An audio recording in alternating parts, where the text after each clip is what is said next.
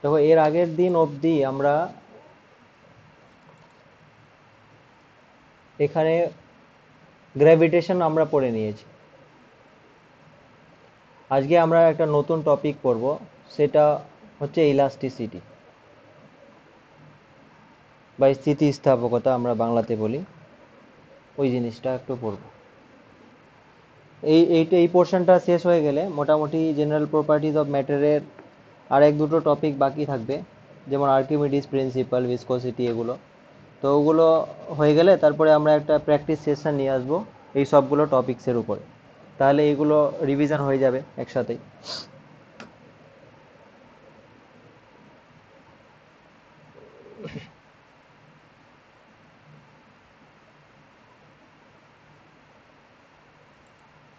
আচ্ছা, তো শুরু করা যাক।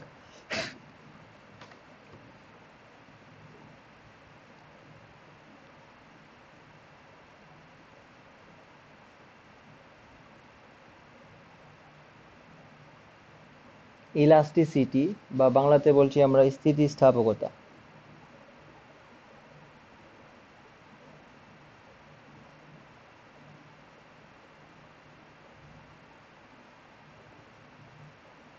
এই জিনিসটা কি, এটা আগে একটু বুঝতে হবে, তারপরে কিছু টার্মিনোলজি আছে ওগুলো বুঝতে হবে, তারপরে আমরা মেইন টপিকসে ঢুকবো।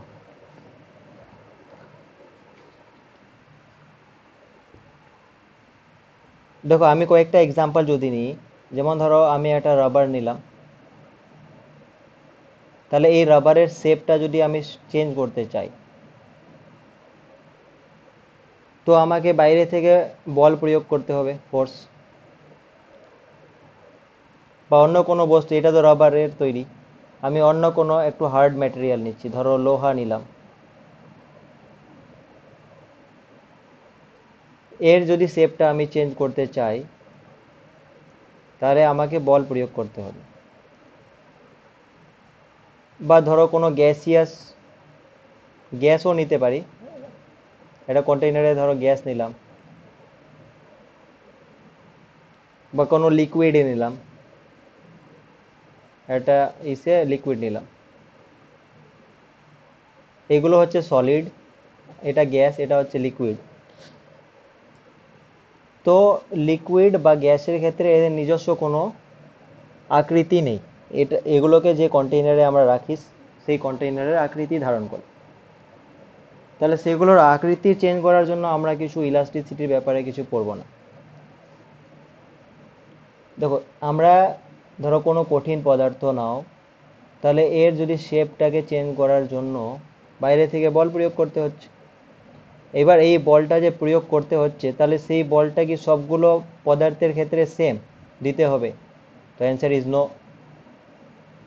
যেমন রাবারের যদি আমি শেপটা চেঞ্জ করতে চাই, তাহলে এখানে কমই বল দিতে হবে, লেস ফোর্স অ্যাপ্লাই করতে হবে। কিন্তু সেম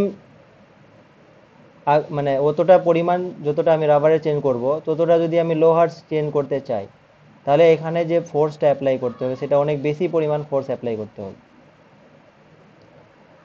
কেন এরকম হচ্ছে? তার কারণ হচ্ছে যে আমরা যখন এই রাবারটার উপরে বল প্রয়োগ করে এই রাবারটার শেপটাকে চেঞ্জ করার চেষ্টা করছি, তাহলে এই রাবারটাও একটা বল প্রয়োগ করছে, মানে ওই শেপটা চেঞ্জ হওয়ার বিরুদ্ধে একটা বল প্রয়োগ করে। সিমিলারলি এই আয়রনের টুকরোটাও যখন আমি বল প্রয়োগ করে এর শেপটা চেঞ্জ করার চেষ্টা করব, তাহলে এই আয়রন ম্যাটেরিয়ালটাও একটা মানে ওই শেপ চেঞ্জ হওয়ার বিরুদ্ধে একটা বল ক্রিয়া করবে। তো এই জন্য আমাদের বাইরে থেকে ফোর্সটা অ্যাপ্লাই করতে হচ্ছে, কিন্তু কম বেশি হওয়ার কারণ কি, যে এখানে যে বলটা প্রতিক্রিয়া বলটা যে দিবে সেইটা হচ্ছে কম এই এসের তুলনায়। তাহলে আমরা তখন বলি যে আচ্ছা, যেটা কম প্রতিক্রিয়া বল দিচ্ছে যে পদার্থটা, সেটা লেস ইলাস্টিক, লেস ইলাস্টিসিটি, তার স্থিতিস্থাপকতা হচ্ছে কম। আর যেটা বেশি প্রতিক্রিয়া বল দিবে, মানে যেটাকে আমাদের বেশি পরিমাণ বাইরে থেকে বল অ্যাপ্লাই করতে হবে ওর শেপটাকে চেঞ্জ করার জন্য, তাহলে বলবো আমরা এটা বেশি স্থিতিস্থাপক, এর ইলাস্টিসিটি বেশি বলবো। তাহলে বোঝা এটা গেল যে কোনো বস্তুর আকৃতি বা আকার চেঞ্জ করতে গেলে যত বাইরে থেকে বেশি পরিমাণ বল প্রয়োগ করতে হবে তার ইলাস্টিসিটি বা স্থিতিস্থাপকতা তত বেশি আমরা বলবো। এবার পয়েন্ট হচ্ছে এই যে ইলাস্টিসিটিটা, এটা কিন্তু অনেকগুলো ফ্যাক্টরের উপরে ডিপেন্ড করে। মানে এই ইলাস্টিসিটি কোনো একটা পদার্থের আমরা চেঞ্জ করতে পারি কি, যেমন ধরো এটা নর্মালি যদি আমি ধরি একটা টিন যদি নিই বা আয়রন যদি নিই, আয়রন, তাহলে আয়রন নিলাম, তো আয়রনের একটা ইলাস্টিসিটি আছে। কার্বন যদি নিই, কার্বন, তাহলে কার্বনের একটা আলাদা ইলাস্টিসিটি আছে, যদিও এটা কম। এবার পয়েন্ট হচ্ছে যে এই দুটোকে আমি যদি মিক্স করি, মানে আয়রনের মধ্যে কার্বন মিলিয়ে দিই, তাহলে যেটা তৈরি হয় স্টিল তৈরি হয়। তাহলে স্টিলের কিন্তু ইলাস্টিসিটি অনেক বেশি। তাহলে বোঝা কি গেল যে আমরা কোনো পদার্থ মিলিয়ে তার ইলাস্টিসিটি চেঞ্জ করতে পারি, ইলাস্টিসিটির পরিমাণটা চেঞ্জ করতে পারি। এবার আমরা যদি হিট দিই, কোনো একটা পদার্থ আছে সেটাতে ধরো আমরা হিট দিচ্ছি, তাহলে হিট দিলে কি হবে, এই মলিকিউলগুলোর মধ্যে এক্সপ্যানশন হয়, তাহলে হিট দিলেও তার ইলাস্টিসিটি চেঞ্জ হতে পারে। ঠিক আছে, মানে উষ্ণতার উপরেও নির্ভর করে। সাধারণত ধাতুগুলোর ক্ষেত্রে কি হয় যে যদি আমরা উষ্ণতার পরিবর্তন করি, মানে বাড়াই যদি, তাহলে এর ইলাস্টিসিটি সাধারণত কমে, ইলাস্টিসিটিটা সাধারণত কমে। তাহলে ইলাস্টিসিটির ব্যাপারটা কি হলো, যে কোনো বস্তুর আকার বা আকৃতি চেঞ্জ করার জন্য আমাদের বাইরে থেকে কিছু বল অ্যাপ্লাই করতে হয়। যেই বস্তুর আকৃতি বা আকার চেঞ্জ করার জন্য বেশি বল অ্যাপ্লাই করতে হবে তাহলে বলবো সেটা বেশি ইলাস্টিক, আর যেই বস্তুর মানে বাইরে থেকে কম বল অ্যাপ্লাই করলে ওটা চেঞ্জ হয়ে যায়, সেটাকে বলবো সেটা লেস ইলাস্টিক হয়। তাহলে এখানে যদি আমি রাবার আর যদি আমি আয়রন বা স্টিলের যদি আমি দেখি, তাহলে কার ইলাস্টিসিটি বেশি হবে? তো অ্যান্সার ইজ অফকোর্স স্টিলের ইলাস্টিসিটি বেশি হবে, কারণ স্টিলের আমরা শেপটা চেঞ্জ করতে চাইলে অনেক বেশি পরিমাণ বাইরে থেকে বল অ্যাপ্লাই করতে হয়। তাহলে বাইরে থেকে কোনো বল প্রয়োগ করে কোনো বস্তুর আকার বা আকৃতির বা আয়তনের বা এগুলোর চেঞ্জ করার জন্য কি হয় যে ওই বস্তুটার মধ্যে একটি ওই পরিবর্তনটাকে বাধা দেওয়ার জন্য একটা মানে প্রচেষ্টার জন্য যে একটা ভেতর থেকে ফোর্স অ্যাপ্লাই হচ্ছে, ওই জিনিসটাকে আমরা কি বলছি, ইলাস্টিসিটি। আর ইলাস্টিসিটিটার জন্যই কিন্তু কি হয় যে ওই বস্তুটা আবার আগের আকৃতিতে ফিরে আসার চেষ্টা করে। মানে ধরো একটা রাবারকে যদি আমি একটু টেনে ছেড়ে দিই, তাহলে ও তো আবার আগের আকৃতি ধারণ করে। তো এই জিনিসটা কেন হলো? কারণ ওই ইলাস্টিসিটির জন্য। ওর ইলাস্টিসিটি আছে বলেই তুমি যখন বাইরে ফোর্স অ্যাপ্লাই করেছিলে, ও ভেতরের দিকে টানার চেষ্টা করছিল। যখনই তুমি ফোর্সটা ছেড়ে দিলে, তাহলে ভেতরের দিকে যে ফোর্সটা টানার চেষ্টা করছিল সেটার জন্য আবার ও আগের আকৃতি ধারণ করবে। তাহলে এই জন্যই ঘটনাটা হয়। আচ্ছা, এইবার আমরা কয়েকটা টপিক পড়ব। টপিক মানে কয়েকটা ডেফিনেশন পড়ব। যেমন ধরো দৃঢ় রিজিড বডি, ঠিক আছে, পারফেক্ট রিজিড বডি।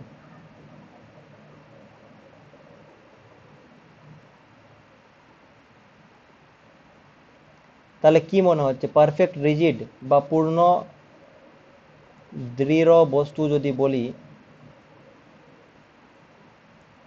তাহলে কি মনে হচ্ছে যে তুমি বাইরে থেকে যতই ফোর্স অ্যাপ্লাই করো না কেন, যতই ফোর্স দাও না কেন, ওর কি হবে, কোনোরূপ আকৃতির চেঞ্জই হবে না। মানে আচ্ছা, এই যে আমি এতক্ষণ ধরে যে বলছিলাম যে আকৃতির যে চেঞ্জ যেটা বলছিলাম, তো সবসময় আমরা আকৃতির চেঞ্জ না বলে, আকৃতির পরিবর্তন না বলে আমরা এরপর থেকে কি বলবো, এরপর থেকে বলবো যে বিকৃতি। ঠিক আছে, আকৃতির পরিবর্তনটাকে আমরা খালি বিকৃতি বলবো, এত বড় শব্দ না বলে বিকৃতি বিকৃতি বলবো। তাহলে পারফেক্ট রিজিড বডি মানে কি, যে তুমি যতই বল অ্যাপ্লাই করো না কেন বাইরে থেকে, ওর যদি বিকৃতি না হয়, মানে বস্তুটা যদি কোনো চেঞ্জ আকৃতির পরিবর্তন না হয়, তাহলে ওটাকে আমরা বলবো পারফেক্ট রিজিড বডি। আচ্ছা, পারফেক্ট রিজিড মানে কোনো আকৃতির চেঞ্জ হবে না, তুমি যতই বাইরে থেকে তুমি বল প্রয়োগ করো না কেন। এবার পয়েন্ট হচ্ছে এরকম তো কোনো বস্তুই নেই পৃথিবীতে, তো এটা একটা থিওরিটিক্যাল কনসেপ্ট, কিন্তু এরকম পারফেক্ট রিজিড বডি বলে কিছু নেই। বাট যদি আমরা দেখি, গ্লাস দেখি মানে কাঁচ, বা ডায়মন্ড দেখি হীরা, তো এইগুলো অনেকটা কিন্তু রিজিডের দিকে যায়, মানে পারফেক্ট রিজিডের দিকে যায়, বাট এটাও অ্যাবসলিউট পারফেক্ট নয়। এবার নেক্সট যেটা পড়বো সেটা হচ্ছে যে পারফেক্টলি প্লাস্টিক। এটা পারফেক্টলি কি, পারফেক্ট রিজিড এটা, আর একটা বলছি যে perfect plastic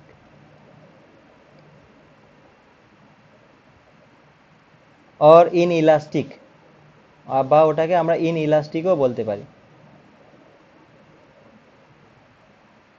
perfect plastic or in elastic, বাংলাতে কি বলবো, পূর্ণ প্লাস্টিক বলবো বা অস্থিতিস্থাপক বলবো।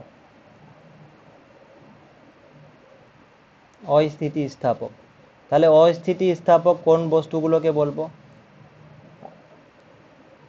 দেখো এখানে কি পারফেক্ট রিজিড মানে কি, তুমি যতই বল দাও না কেন বিকৃতির কোনো পরিবর্তনই হবে না। তাহলে এখানে কি হওয়া উচিত, পারফেক্ট প্লাস্টিক মানে বা পূর্ণ অস্থিতিস্থাপক মানে, তুমি ধরো বল প্রয়োগ করলে, ঠিক আছে, তাহলে ওর বিকৃতি হলো, মানে ওর আকৃতির চেঞ্জ হলো। এবার তুমি যখন বলটা সরিয়ে নিবে, ঠিক আছে, তাহলে ও যে বিকৃতিতে ছিল সেই বিকৃতিতেই থাকবে, মানে আর ওর কোনো ইসের চেঞ্জ হবে না। মানে তুমি ধরো বলটা এবার সরিয়ে নিলে, রিমুভ করে দিলে, তাহলে রিমুভ করে দেওয়ার পরেও যে ডিফরমেশনটা হয়েছিল, বিকৃতিটা হয়েছিল, সেটাই কিন্তু থেকেই যাবে, মানে আর কোনো চেঞ্জ হবে না। তাহলে এই ধরনের বস্তুগুলোকে আমরা বলি কি, পারফেক্ট প্লাস্টিক বা ইন ইলাস্টিক বডি। বাট এটাও কিন্তু হয় না, এটাও হয় না, মানে কিছু, তুমি বলটা যখন ছেড়ে দিবে তো কিছু আগের আকৃতি আসার চেষ্টা করেই বস্তুগুলো, কিন্তু তাহলে ম্যাক্সিমাম ক্ষেত্রে যেটা হয় সেটা হচ্ছে পার্টলি ইলাস্টিক বডি হয়। বেশিরভাগ বডিগুলোই পৃথিবীতে সেগুলো হয় পার্টলি ইলাস্টিক বা আংশিক, আংশিক বলতে পারি, আংশিক স্থিতিস্থাপক হয়।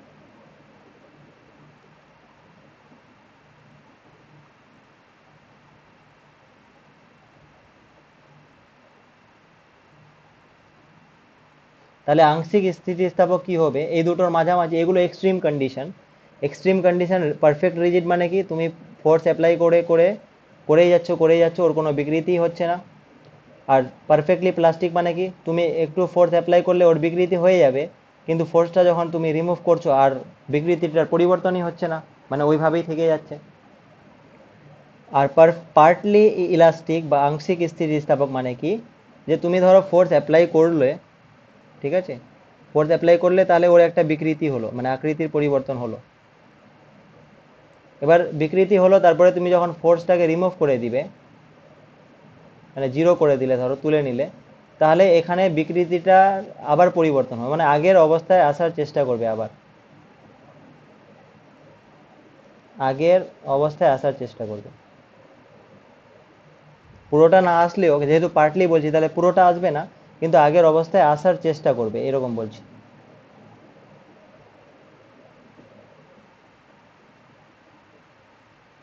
তাহলে আমাদের পৃথিবীতে বেশিরভাগ বস্তুই আমরা যেগুলো নিয়ে দৈনন্দিন জীবনে ইউজ করি, বেশিরভাগ বস্তু এরকম হয়, পার্টলি ইলাস্টিক বডি হয়, মানে ও আগের আসার চেষ্টা করে।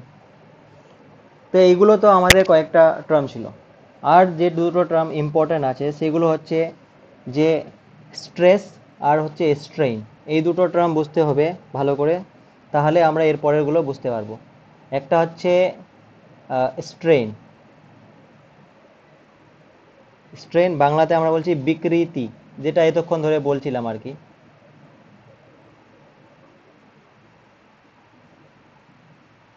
আর একটা হচ্ছে স্ট্রেস, বাংলাতে বলছি পীড়ন। তো এই দুটো টার্ম একটু বোঝার চেষ্টা করি।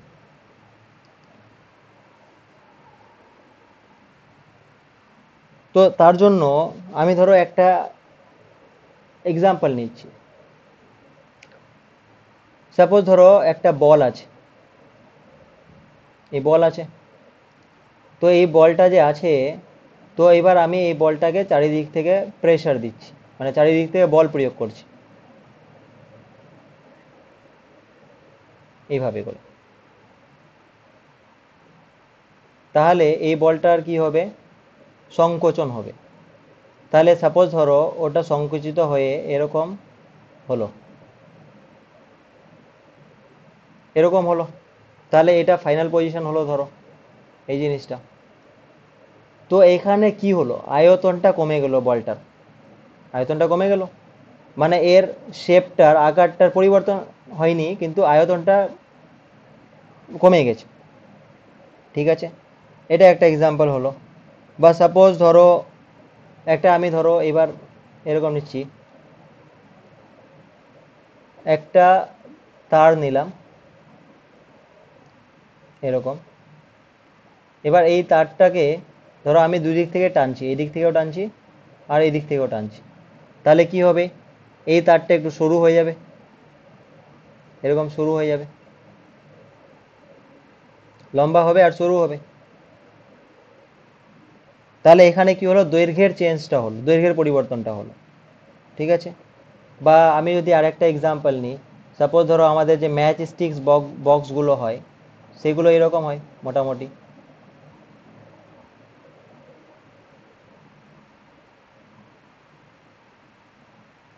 তাহলে এইখানে ধরো আমি নিচের সারফেসটাকে আমি ফিক্স করে দিয়েছি, নিচের এটাকে, আর তারপরে আমি এদিকে উপরে এদিকে বল দিচ্ছি। তাহলে কি হবে, এটা এইদিকে সামনে একটু এগিয়ে আসবে। মানে আমি যদি এটা 2D-তে দেখাই, তাহলে ধরো এটা এরকম ছিল, একদিক থেকে দেখাচ্ছি। আর যদি আমি ধরো এইদিকে বল অ্যাপ্লাই করলাম, তাহলে বল অ্যাপ্লাই করলে এটা কি হবে, এটা একটু এরকম বেন্ডিং হয়ে যাবে,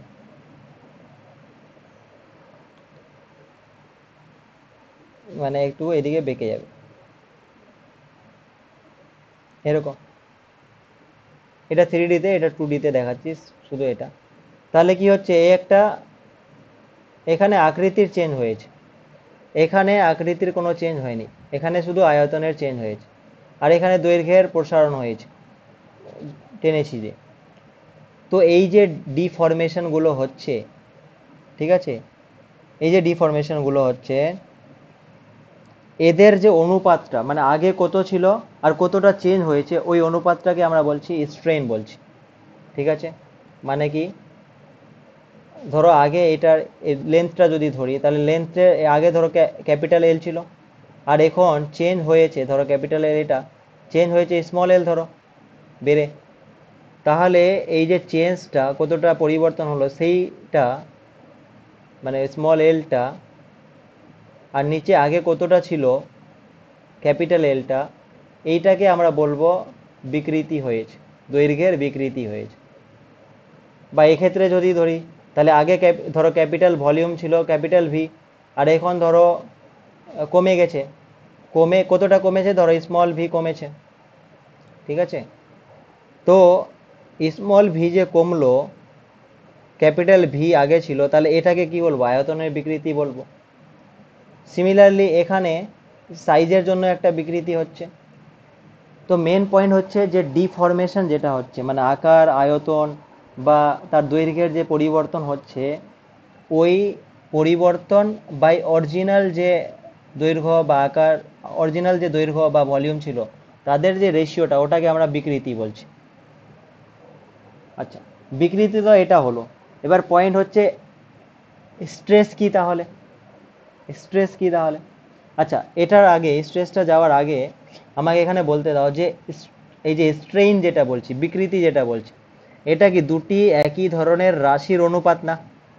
এখানে ভলিউম আছে, এখানেও ভলিউম, এখানে লেন্থ আছে, এখানেও লেন্থ, একই ধরনের রাশির অনুপাত।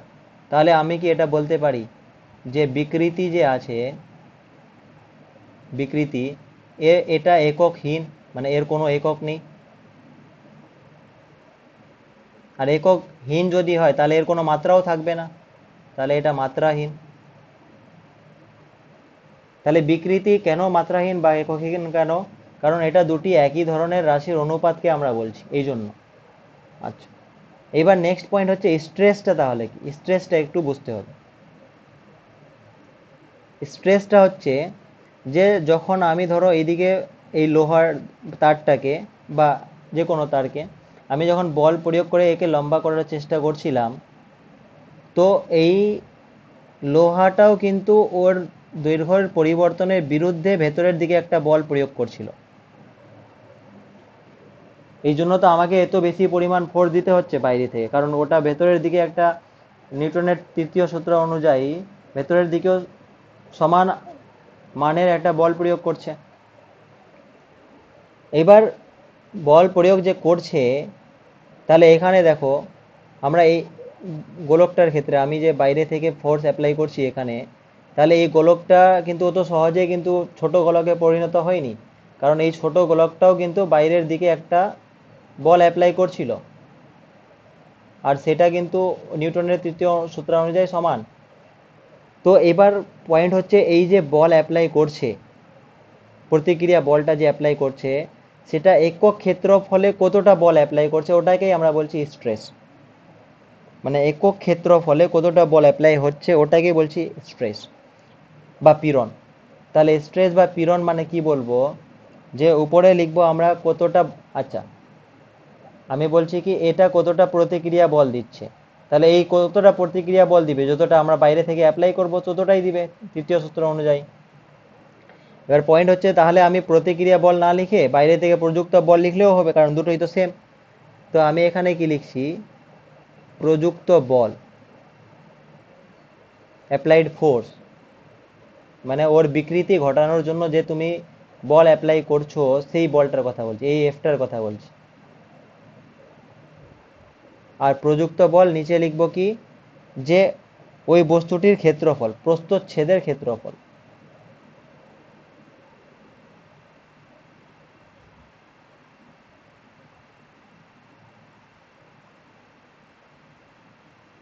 প্রস্থচ্ছেদের ক্ষেত্রফল মানে ব্যাপারটা হচ্ছে স্ট্রেসটা তাহলে কি দাঁড়ালো, উপরে হচ্ছে বল, প্রযুক্ত কতটা বল অ্যাপ্লাই করছো, আর প্রস্থচ্ছেদের ক্ষেত্রফল হচ্ছে নিচে। এর মানে কি একক ক্ষেত্রফলে তুমি কতটা বল অ্যাপ্লাই করছো, কতটা বল দিচ্ছ, ওটাই হচ্ছে স্ট্রেস। একক ক্ষেত্রফলে প্রযুক্ত বল যেটা, সেটাই হচ্ছে তোমার স্ট্রেস। তাহলে এবার যদি আমাকে স্ট্রেস বা পীড়ন যেটাকে বলছি সেটা যদি একক বের করতে বলে, তাহলে এককটা কি হবে, বলের একক বাই ক্ষেত্রফলের একক। তো আমি যদি ইউনিটটা লিখতে চাই, তাহলে নিশ্চয়ই বলের একক তো জানোই নিউটন এসআইতে, আর এটা হচ্ছে মিটার স্কোয়ার, নিচে আছে তাহলে মিটার টু দি পাওয়ার -2 হবে এটা এসআইতে। আর যদি এর সিজিএস এ বের করতে বলে তাহলে নিউটনটা ডাইন হয়ে যাবে, আর মিটারটা সেন্টিমিটার টু দি পাওয়ার -2 হয়ে যাবে, এটা হচ্ছে সিজিএস এ। তাহলে এগুলো কিন্তু তোমার ইউনিট দাঁড়াচ্ছে। তুমি যদি রাশিমালাটা জানো তাহলে ইউনিটটাও পাবে। আচ্ছা, মাত্রাটাও তাহলে ডাইমেনশনটাও পেয়ে যাবে। মাত্রাটা, মাত্রাটা কি হবে, বলের মাত্রা বাই ক্ষেত্রফলের মাত্রা। বলের মাত্রা তো জানো ml t⁻², আর নিচে ক্ষেত্রফল, ক্ষেত্রফল মানে লেন্থের স্কোয়ার, তাহলে উপরে গেলে -2 হবে।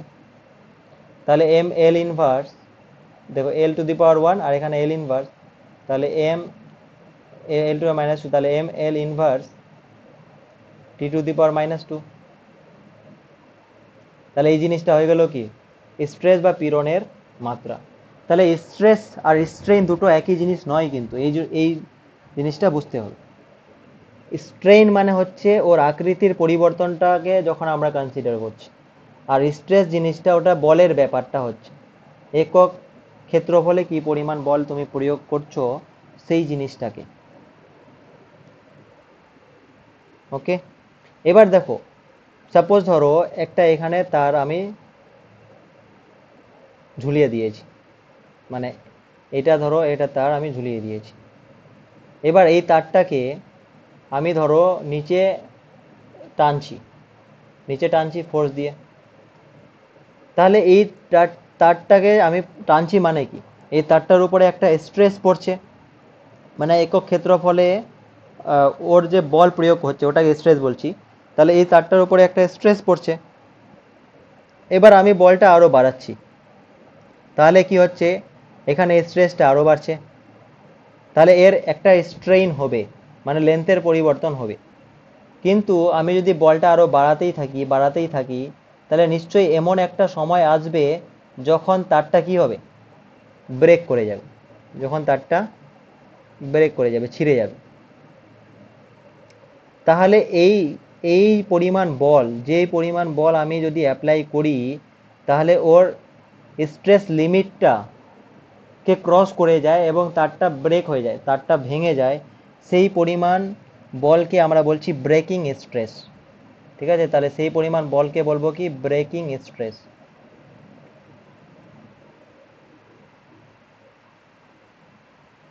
ব্রেকিং স্ট্রেস বা অসহ্য ভার,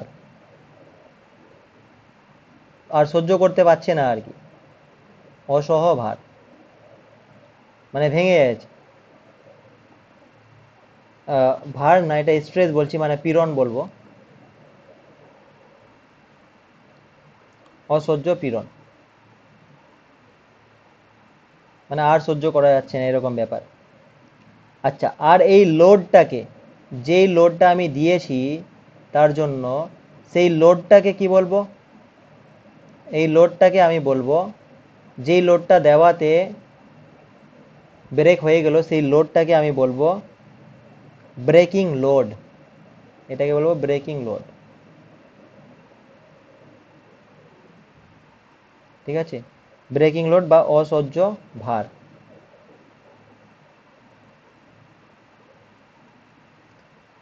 এর মানে যে কোনো একটা বডির একটা ক্যাপাসিটি আছে, তাহলে ম্যাক্সিমাম ক্যাপাসিটিটাকে আমরা বলছি কি ব্রেকিং স্ট্রেস, মানে এত পরিমাণ বল ও সহ্য করতে পারবে, আর এর থেকে এ তো সমান বা এর একটু বেশি দিলে ওটা কিন্তু ছিঁড়ে যাবে। তো এই লিমিটটা আমাদের জানা উচিত, অন্য অন্য, আর এই লিমিটটা সবগুলোর ক্ষেত্রে আলাদা আলাদা। এটা একটা টার্ম ছিল। আচ্ছা, আর একটা টার্ম হচ্ছে যে নর্মাল স্ট্রেস আর ট্যানজেন্সিয়াল স্ট্রেস। মানে নর্মাল মানে লম্ব, অভিলম্ব, তাহলে একটা হচ্ছে নর্মাল স্ট্রেস। টার্মগুলো যদি ভালো করে লক্ষ্য করো তাহলেই হবে। নর্মাল মানে অভিলম্ব পীড়ন, আর একটা হচ্ছে শিয়ারিং মানে ট্যানজেনশিয়াল, শিয়ারিং স্ট্রেস বা স্পর্শকীয়।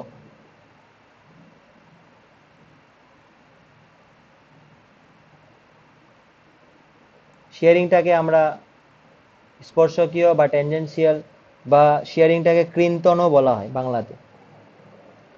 এবার পয়েন্ট হচ্ছে, সাপোজ ধরো এটা একটা বডি, তাহলে এই বডিটার উপরে আমি একটা বল প্রয়োগ করছি। তাহলে এই বল যদি আমি এদিকে প্রয়োগ করি বডিটার উপরে, তাহলে নিশ্চয়ই নিউটনের তৃতীয় সূত্র অনুযায়ী কি হবে, এর বিপরীত দিকে একটা বল প্রয়োগ হবে, যেটাকে আমরা স্ট্রেস বলবো, পীড়ন। পীড়ন তো ওটাই, যে আমি যে পরিমাণ বল প্রয়োগ করছি তার বিপরীত দিকে সেই পরিমাণ বল প্রয়োগ করছি, একক ক্ষেত্রফলে যেটা হবে সেটাই পীড়ন। এবার এই পীড়নটার যদি আমি উপাংশগুলো দেখি, তাহলে একটা হচ্ছে এই বরাবর উপাংশ, মানে যেহেতু ডাইরেকশনটা উপরে তাহলে এরকম হবে, একটা হচ্ছে এই বরাবর উপাংশ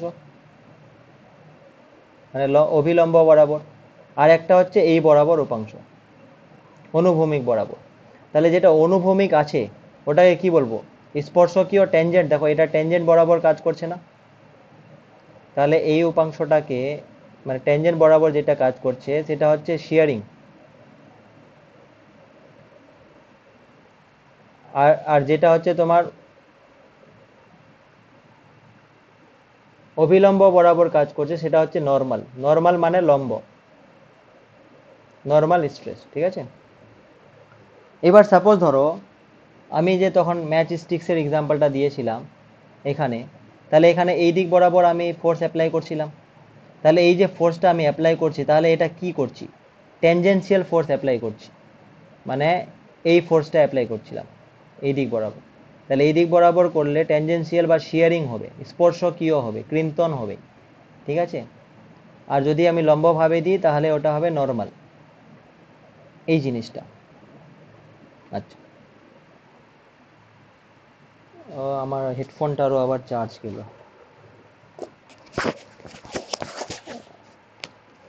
আচ্ছা, একটু বলে নিই। আচ্ছা, তো এইগুলো টার্ম তো ক্লিয়ার হয়েছে, স্ট্রেস আর স্ট্রেন ক্লিয়ার। এবার দেখো, কোনো একটা বস্তুর, ঠিক আছে, আর একটা জিনিস আমি বলে দিই, স্থিতিস্থাপক সীমা যেটা, মানে লিমিট, ইলাস্টিক লিমিট যে জিনিসটা, ওটা বলি।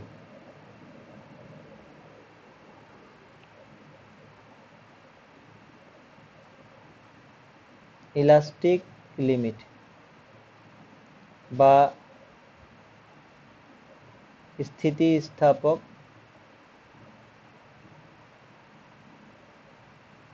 সীমা, এই জিনিসটা কি এটা একটু বলি। তো লিমিট মানে বুঝতেই পারছো যে তুমি যে পরিমাণ বল যদি অ্যাপ্লাই করো,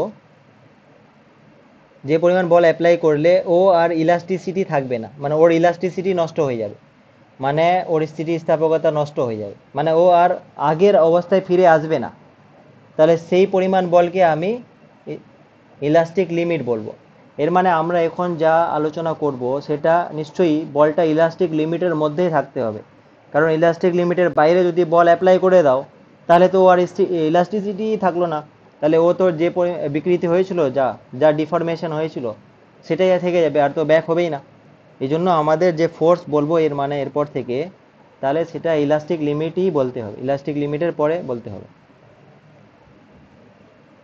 ওকে, তো আমরা এখন যেটা পড়বো সেটা হচ্ছে হুকস ল। হুকস ল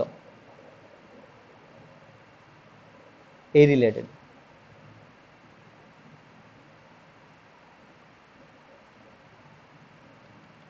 আচ্ছা, আমাকে 2 মিনিট সময় দাও তো।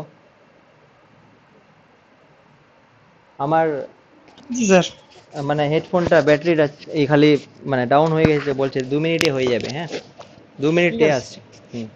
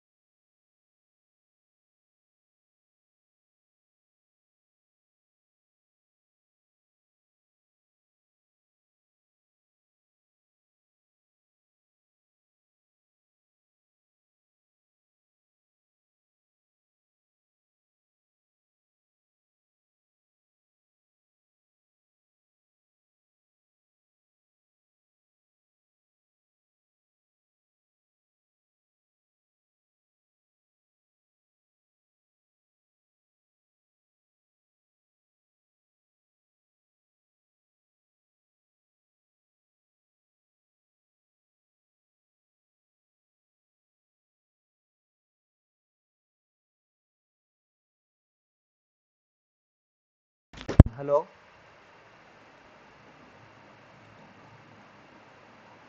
আছো?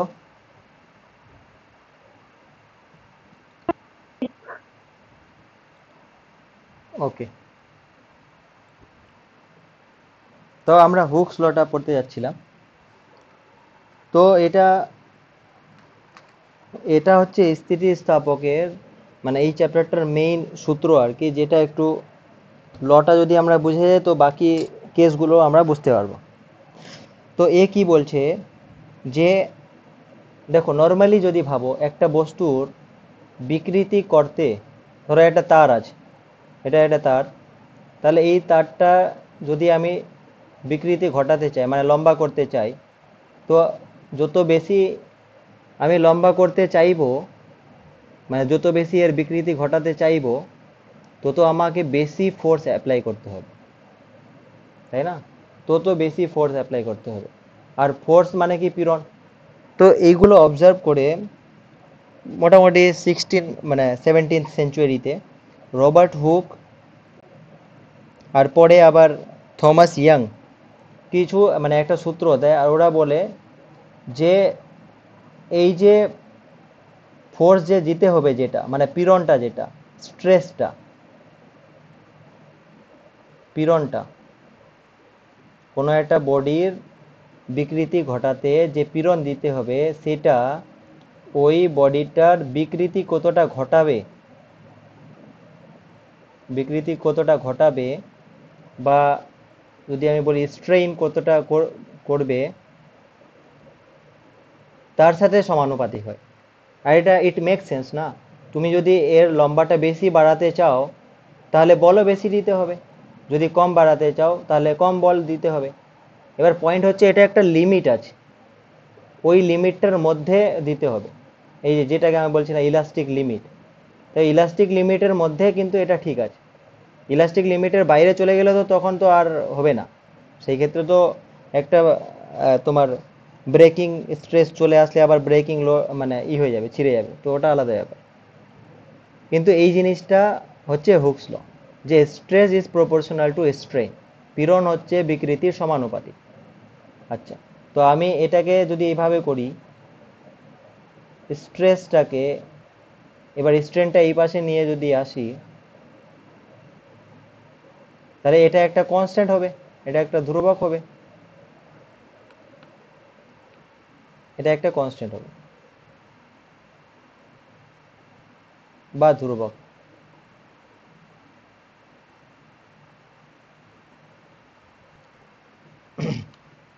রাইট? তো এই যে ধ্রুবকটা, যেটা মানে কোনো একটা বস্তুর স্ট্রেসটাকে স্ট্রেইন দিয়ে যদি ডিভাইড করি, তাহলে যে ধ্রুবকটা, এই ধ্রুবকটাকে আমরা বলি স্থিতিস্থাপক গুণাঙ্ক বা মডিউলাস অফ ইলাস্টিসিটি। এটাকে বলি মডিউলাস অফ ইলাস্টিসিটি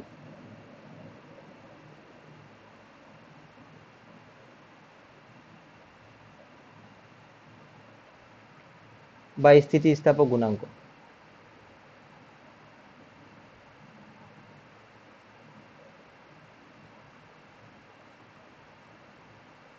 এবার পয়েন্ট হচ্ছে যে মডিউলাস অফ ইলাস্টিসিটি বা স্থিতিস্থাপক গুণাঙ্ক যেটাকে বলছি, সেটা দুটো, যেটা হচ্ছে স্ট্রেস আর স্ট্রেনের অনুপাত। আর আমরা এর আগে দেখলাম যে স্ট্রেন যেটা, বিকৃতি যেটা, এটার তো কোনো একক নেই, এটার কোনো একক নেই, এককহীন।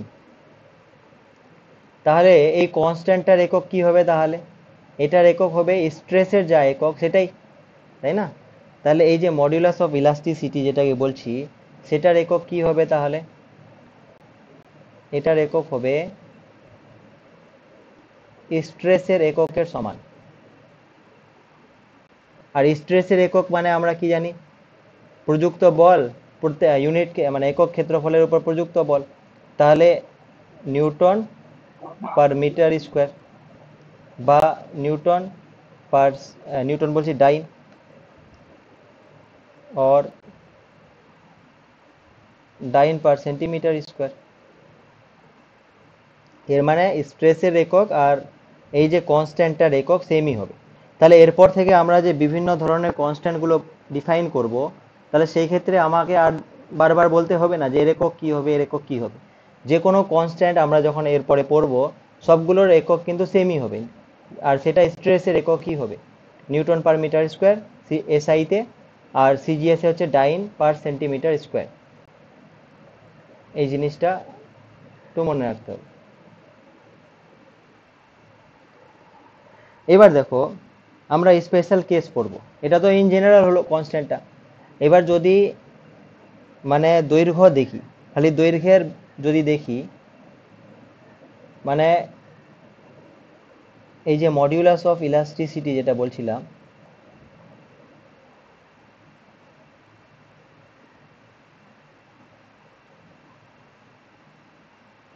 তাহলে এই মডিউলাস অফ ইলাস্টিসিটিটাকেই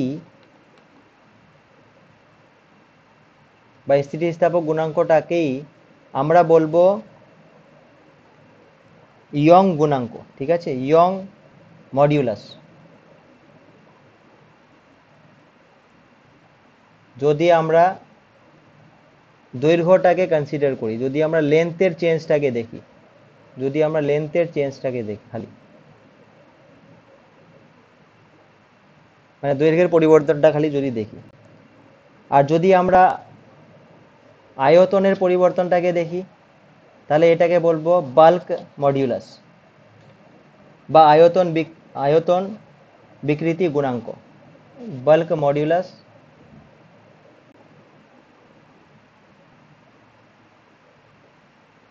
বা আয়তন বিকৃতি গুণাঙ্ক।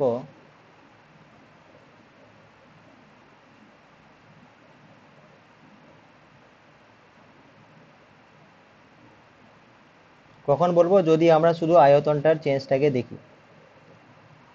যেমন ধরো আমি এখানে এই যে বডি ছবিটা দিয়েছিলাম, এখানে কি আয়তনের চেঞ্জ হয়েছে না? তাহলে এখানে যে কোএফিসিয়েন্টটা বের করবো, ধ্রুবকটা, সেটা হবে আয়তন বিকৃতি গুণাঙ্ক বা বাল্ক মডিউলাস।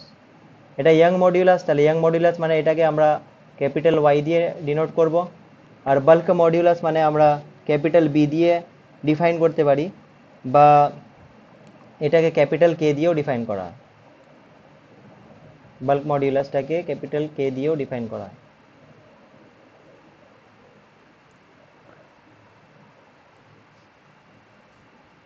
এটা হলো।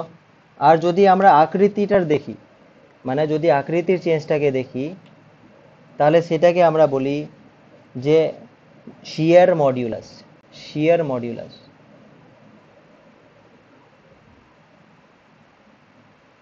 শিয়ার মডিউলাস বা মডিউলাস অফ রিজিডিটি।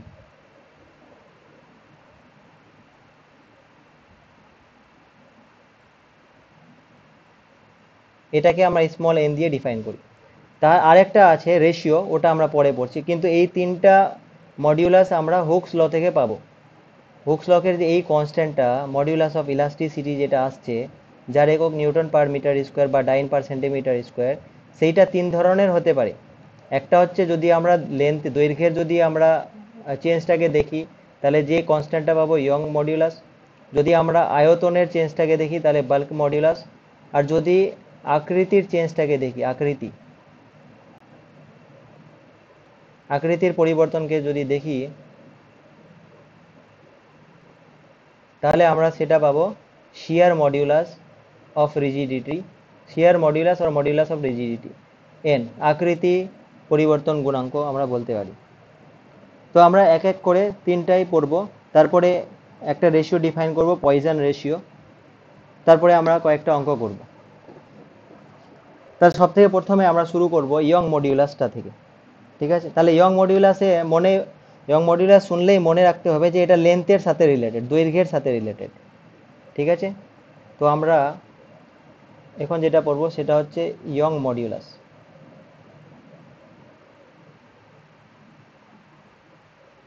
তাহলে ইয়ং মডিউলাস মানে আমরা ক্যাপিটাল ওয়াই বলছি, আর এটা মানে কি বললাম যে দৈর্ঘ্যের সাথে রিলেটেড, এটা মনে রাখতে হবে। তাহলে নিশ্চয়ই আমাদের কোনো একটা তার নিতে হবে, তাই না? তাহলে নিই একটা তার। ওকে, তাহলে সাপোজ ধরো আমি এটা একটা সাপোর্ট আছে, এবার এখান থেকে একটা তার নিলাম,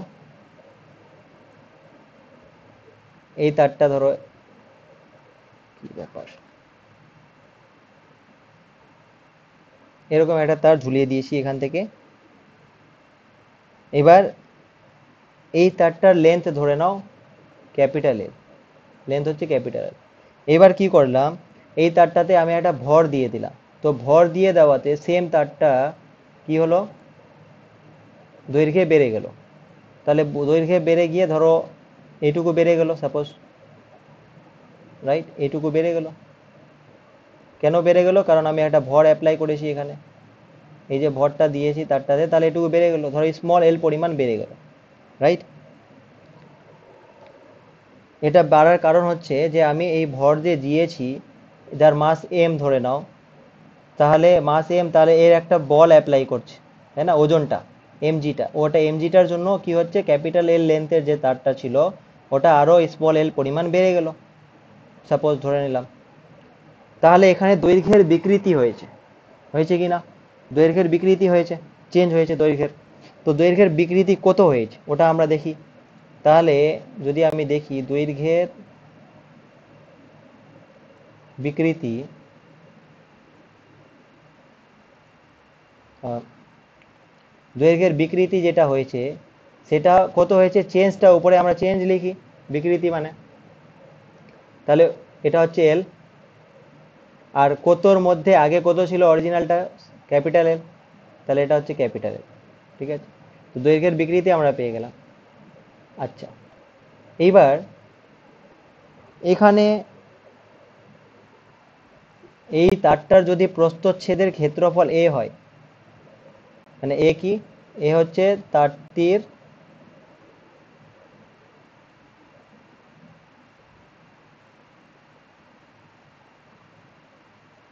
প্রস্থচ্ছেদের ক্ষেত্রফল, ঠিক আছে, এ হচ্ছে তারটির প্রস্থচ্ছেদের ক্ষেত্রফল। তাহলে এ যদি তারটির প্রস্থচ্ছেদের ক্ষেত্রফল হয়, তাহলে পীড়নটা কত হবে, পীড়ন, এফ বাই এ হবে। এফ, হ্যাঁ, ফোর্স একক, মানে ফোর্স মানে কি এখানে এমজি, তাহলে এমজি বাই এ। এবার আমরা এখানে কনস্ট্যান্টটাকে কিভাবে ডিফাইন করেছি, স্ট্রেস বাই স্ট্রেন, তো তাহলে এখানে স্ট্রেসটা যেটা, এটা উপরে দিব, আর ওটাকে আমরা এখানে লেন্থ যেহেতু, তাহলে এটা ইয়ং মডিউলাস বলবো। তাহলে ইয়ং মডিউলাস যেটা হবে সেটা কি হবে, উপরে পীড়নটা দিব, মানে, আর নিচে দেব আমরা বিকৃতিটা। তাহলে পীড়ন হচ্ছে এমজি বাই এ, আর বিকৃতি হচ্ছে small L by capital L, MG by A small L by capital L. তাহলে একটা তারের ক্ষেত্রে যে ইয়ং মডিউলাসটা হলো সেটা হচ্ছে এম জি, ক্যাপিটাল এলটা উপরে চলে যাবে, আর নিচে আসবে, নিচে হচ্ছে ক্যাপিটাল এ, আর এটা হচ্ছে স্মল এল। তাহলে এইটা হয়ে গেল তোমার ইয়ং মডিউলাসের রাশিমালা। এই রাশিমালাগুলো মনে রাখা সহজ যদি মেন কনসেপ্টগুলো মনে থাকে। এই জিনিসটা, হুক্সের লটা ধরো মনে আছে, কোথায় গেল, হুক্সের লটা মনে আছে, আর আর এটা মনে আছে যে ধরো লেন্থ যখন পরিবর্তন আমরা কনসিডার করছি, তো ইয়ং মডিউলাস বলছি, তাহলে এই রাশিমালাটা বের করা ইজি আছে, শুধু লেন্থটা কত বিকৃতি হলো আর কত বল অ্যাপ্লাই হচ্ছে, ওই জিনিসটাই, ঠিক আছে। এটা হলো। এইবার দেখো, এখন আমরা এইটার উপরে বেস করে একটা কেস স্টাডি করব। কেস স্টাডি মানে কি, যে সাপোজ ধরো একটা রডই আছে, এরকম একটা মোটা রড আছে,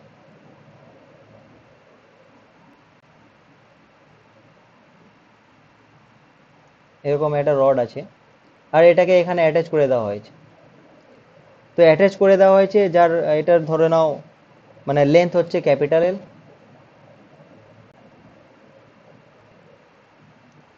আর কিছু কোনো অন্য কোনো মাস কিন্তু এখানে ঝোলানো হয়নি। তাহলে এই যে ঝোলানো দণ্ডটি আছে তার একটা নিজের ওজন আছে, ওই নিজের ওজনের জন্য ওর দৈর্ঘ্যের পরিবর্তনের রাশিমালাটা আমরা বের করতে চাই। আর একটা বলে দিয়েছে কি এর ডেনসিটি ধরে নাও, রোটা ধরে নাও ওর ডেনসিটি, মানে লোহা লোহা বললেও হবে বা অন্য কোনো ম্যাটেরিয়াল হলেও হবে, দণ্ডটির বলে দাও। এটা হচ্ছে দণ্ডটির ঘনত্ব। আচ্ছা, এবার দেখো, তাহলে এই যে জিনিসটা আছে, এই লোহাটি আছে, তাহলে এর ওজনটা যে আছে, এই ওজনটা কোথা থেকে কনসিডার করা হয়? এর যে সেন্টার অফ গ্র্যাভিটি আছে, এই পয়েন্টটাকে কনসিডার করা হয়, যে এই পয়েন্টে পুরো ওজনের বলটা ক্রিয়া করছে নিচের দিকে, এমজিটা। তাহলে এটাকে যদি আমি এম জি নিচের দিকে ভাবি, তাহলে এখানে L/2 যেটা, পুরোটা L/2 এর সেন্টার অফ গ্র্যাভিটিটা পুরো মাঝখানে থাকে, তাহলে এইটুকু খালি কি, এই L/2টাকে আমরা প্রাথমিক আকৃতি ভাবতে পারি। ঠিক আছে, তাহলে এখানে দেখো, এখানে যেটা হবে, পীড়নটা কত হচ্ছে তাহলে? এর প্রস্থচ্ছেদের ক্ষেত্রফল ধরো এ ধরে নিচ্ছি, এ হচ্ছে প্রস্থচ্ছেদের ক্ষেত্রফল, প্রস্থচ্ছেদের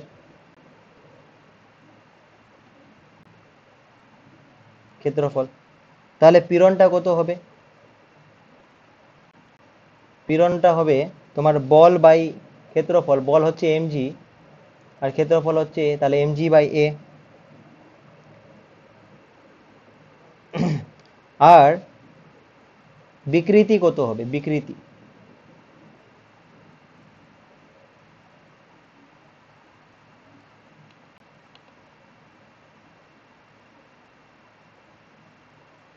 বিকৃতি হবে, দেখো সাপোজ আমরা ধরে নিচ্ছি যে এই যে ওজনটার জন্য এর স্মল এল পরিমাণ দৈর্ঘ্য বৃদ্ধি হয়েছে, স্মল এল পরিমাণ দৈর্ঘ্যের চেঞ্জ হয়েছে, দৈর্ঘ্যের বৃদ্ধি হয়েছে নিজের ওজনের জন্য। তাহলে এর বিকৃতিটা কত হবে? স্মল এল বাই প্রাথমিক যে লেন্থ, ওটা প্রাথমিক লেন্থটা কত? L/2। আচ্ছা, প্রাথমিক এলটা L/2 কেন ধরছি, বোঝা গেল কি? L/2 কেন ধরলাম ওটা প্রাথমিকটা স্যার? হ্যাঁ, ওটাই ওটাই ওটাই বলছি। দেখো, এর আগের কেসটা দেখো, এখানে প্রাথমিক ভরটা ক্যাপিটাল এল ধরেছিলাম কেন? কারণ এই ভরটা যে আছে ওটা এখানে ঝুলিয়ে দিয়েছিলাম, তাই না? এই ভরটা মানে এখানে পুরো এমজিটা কাজ করছিল, বাট এটা তো মোটা লোহা না, তাহলে মোটা লোহার যে এমজিটা, ওজনটা ওই সেন্টার অফ গ্র্যাভিটি যেটা ওখানে কাজ করে। তো এখানে যদি ওজনটা, এর মানে তুমি ভাবো এইভাবে যে এখানে ওজনটা ঝুলিয়ে দিয়েছো, তাহলে লেন্থটা কোনটা হবে? এটাই হবে না, এটুকু যেখানে ঝুলিয়েছো। বোঝা গেল না? না না, ঠিক আছে স্যার। ঠিক ওটা আছে, হ্যাঁ, মানে ওজনটা কোথায় অ্যাক্ট করছে, মানে কোন পয়েন্টে, ওই তার উপরেরটাকে আমরা ধরছি আর কি, প্রাথমিক লেন্থ, দৈর্ঘ্য। এবার তাহলে কি হচ্ছে দেখো, এটা হচ্ছে বিকৃতি, এটা পীড়ন। তাহলে এখানে যেহেতু লেন্থে কনসিডার করছি, তাহলে ইয়ং মডিউলাসই আসবে। তাহলে ইয়ং মডিউলাস মানে কি? পীড়ন বাই বিকৃতি, তাহলে MG by A divided by এটা। তাহলে ওটা আমি যদি উপরে করে দিই, তাহলে L/2 বাই এল, এরকম হলো। মানে কি দাঁড়ালো? M G capital L by 2 capital A small L. এবার আমি আমি এলটা বের করতে চাই, মানে কতটা লেন্থে দৈর্ঘ্যের বৃদ্ধি হবে এলটা বের করতে চাই। তাহলে এলটা কি দাঁড়াবে? 2 A capital Y by M G capital. ঠিক আছে, এবার তুমি স্মল এল যেটা, এটা তো হচ্ছে দৈর্ঘ্যের পরিবর্তনের রাশিমালা, তুমি এখানে রেখে দিতে পারো, বাট পয়েন্ট হচ্ছে যে কোশ্চেনে ডেনসিটি যদি দেওয়া থাকে, ঘনত্ব, ঘনত্ব যদি দেওয়া থাকে, তাহলে ঘনত্বের আকারে লিখতে হবে। তাহলে ঘনত্বের আকারে কিভাবে লিখব? আচ্ছা, পুরোটার মাস ধরো এম না, পুরোটার মাস হচ্ছে এম। আমরা কি জানি? Density is equal to mass by volume, তাই তো? তাহলে মাস বাই ভলিউম মানে কি? ভলিউম মানে দৈর্ঘ্য ইন্টু প্রস্থচ্ছেদের ক্ষেত্রফল, তাহলে দৈর্ঘ্য হচ্ছে ক্যাপিটাল এল আর প্রস্থচ্ছেদ স্যার হচ্ছে এ। এলটা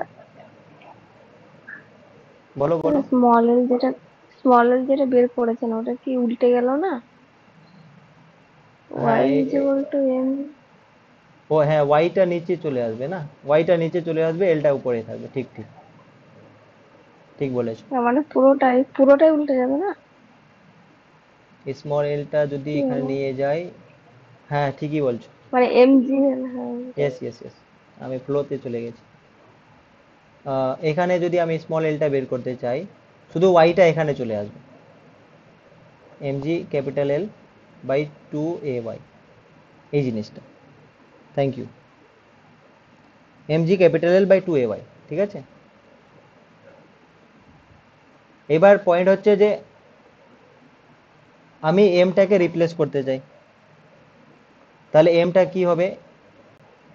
এমটা হয়ে গেল L capital A times rho. এনে যদি বসিয়ে দিই তাহলে কি হচ্ছে? ক্যাপিটাল এল এ রো জি, আর এখানে একটা এল আছে ক্যাপিটাল এল, তাহলে স্কোয়ার হয়ে গেল বাই 2ay, এ কেটে গেল। তাহলে স্মল এলটা কি দাঁড়ালো? স্মল এলটা দাঁড়ালো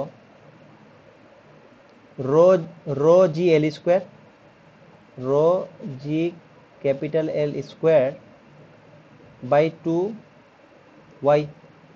তাহলে এই রিলেশনটা আমাদের ইউজফুল হতে পারে। দেখো এখানে ইয়ং মডিউলাস যদি বলে দেয় আর দণ্ডটি দৈর্ঘ্য বলে দেয় আর ঘনত্ব বলে দেয়, তাহলে কতটা বৃদ্ধি পাবে ওটাও তুমি বের করতে পারবে স্মল এলটা। তো এই রিলেশনটা একটু আমাদের বুঝতে হবে। মনে যদি নাও থাকে, তো যদি টেকনিকগুলো থাকে মনে, তাও তুমি সঙ্গে সঙ্গে 1 মিনিটে বের করে নিতে পারবে। রিলেশনটা মনে নেই কিন্তু টেকনিকটা মনে আছে, আর সময় আছে পরীক্ষার সময় ধরো, তো তুমি বের করতে পারবে। আর না হলে মনে থাকলে তো ভালোই। তো এটা হচ্ছে তোমার দৈর্ঘ্য রিলেটেড, যেটা আমরা ইয়ং মডিউলাস পেয়েছিলাম। এবার নেক্সট আমি বলেছিলাম যে বাল্ক মডিউলাস, যদি আয়তনের কনসিডার করি তাহলে ওটাকে বাল্ক মডিউলাস বলি, বা আয়তন বিকৃতি গুণাঙ্ক বলছি। তাহলে ওই জিনিসটা কি হবে? তাহলে কি এটা আমরা বের করতে চাই, কি বাল্ক মডিউলাসটা?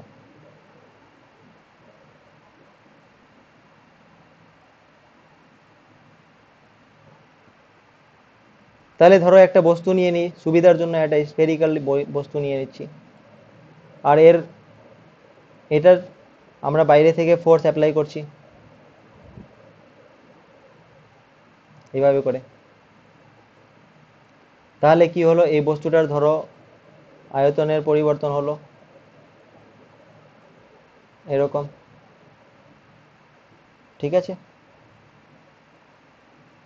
তাহলে এখানে সাপোজ ধরে নাও যে স্মল ভি হচ্ছে তোমার আয়তনের পরিবর্তন, আর ক্যাপিটাল ভি হচ্ছে তোমার আগে যা পরিবর্তন, আগে যে আয়তন ছিল সেটা, আর স্মল ভি হচ্ছে আয়তনের যেটা পরিবর্তন হলো সেটা। তাহলে আয়তনের বিকৃতি কত হবে? আয়তন বিকৃতি, তাহলে বিকৃতি মানে কি? কতটা চেঞ্জ হলো ওটা, আর নিচে আগে কতটা ছিল ওটা, রেশিওটা, ঠিক আছে। আর সাপোজ ধরো এখানে আমরা যে বলটা অ্যাপ্লাই করছি সেটা হচ্ছে স্মল পি। স্মল পিটা কি? একক ক্ষেত্রফলে বল, বা এটাকে আমি বলছি চাপ, বলছি চাপ। চাপ বললেই তো হবে প্রেশার, প্রেশার মানে ফোর্স পার ইউনিট এরিয়া, তাহলে আমি চাপ বলে দিলাম পিটাকে। মানে বল, চাপ মানে বল বাই ক্ষেত্রফল। এর মানে কি? পীড়নটা এটাই, পিটাই। তাহলে এখানে যেটা পীড়ন দিচ্ছি সেটা হলো স্মল পি। তাহলে আমরা ক্যাপিটাল কেটাকে কি লিখতে পারবো? পীড়ন মানে স্মল পি বাই বিকৃতি মানে small V by capital V. তাহলে যেটা দাঁড়ালো small P capital V by small V. আচ্ছা, তাহলে এটা তো তোমার আয়তন বিকৃতি গুণাঙ্ক হলো। আর এর আগেরটা ইয়ং মডিউলাস আমরা পেয়েছিলাম। তো ইয়ং মডিউলাস বলুক বা আয়তন বিকৃতি গুণাঙ্ক বলুক, যাই বলুক না কেন, একক কিন্তু সবগুলোর ক্ষেত্রে সমানই হবে, কারণ সবগুলোতে একই ফর্মুলা দিয়ে বের করছি না। তাহলে একক সবগুলোর ক্ষেত্রে নিউটন পার মিটার স্কোয়ার হবে এসআইতে, আর সিজিএসে ডাইন পার সেন্টিমিটার স্কোয়ার। তাহলে এই জন্য আলাদা করে আর বলার দরকার নেই যে এর একক কি বা এর একক কি হবে, ওটা আলাদা করে আর বলার দরকার নেই। ঠিক আছে। আচ্ছা, এখানে দেখো আয়তন বিকৃতি গুণাঙ্ক যে জিনিসটা আছে, এটা থেকে আমরা কি পাচ্ছি? এটা থেকে আমরা পাচ্ছি যে কি পরিমাণ মানে ওর আয়তন পরিবর্তন হচ্ছে, পি পরিমাণ বল প্রয়োগ করলে কি পরিমাণ আয়তনে পরিবর্তন হচ্ছে সেটা। এবার এটাকে যদি আমি 1/, ওর রেসিপ্রোকালটা যদি নিই, মানে অনন্যকটা যদি নিই 1/k যদি করি, ঠিক আছে, তাহলে কি পাচ্ছি? বেসিক্যালি এটার উল্টে যাবে, স্মল ভিটা উপরে যাবে আর নিচে স্মল পি ক্যাপিটাল ভিটা আসবে। ঠিক আছে, এই জিনিসটাকেই আমরা বলছি কি বলতো? কম্প্রেসিবিলিটি। এই জিনিসটাকে বলছি কম্প্রেসিবিলিটি।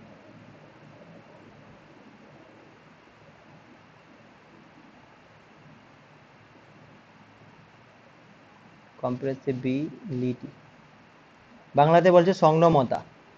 তাহলে সংনমতা বা কম্প্রেসিবিলিটি যে জিনিসটা, ওটা আমরা গ্যাসের ক্ষেত্রে দেখবে যে গ্যাসকে যদি অল্প প্রেশার দাও তাহলে ও বেশি কিন্তু ভলিউমটা সংকোচন হয়। সলিড বা লিকুইডের ক্ষেত্রে অতটা সহজে কিন্তু কম্প্রেস করা যায় না। তো ওটা কোন ভ্যালুটা দেখে বুঝবে? তো অ্যান্সার হচ্ছে তোমাকে বাল্ক মডিউলাস বা কেটাকে বের করতে হবে, তার অনন্যকটা নিতে হবে, যে ভ্যালুটা আসবে ওটা দেখে বুঝবে যে ওর কম্প্রেসিবিলিটি কীরকম।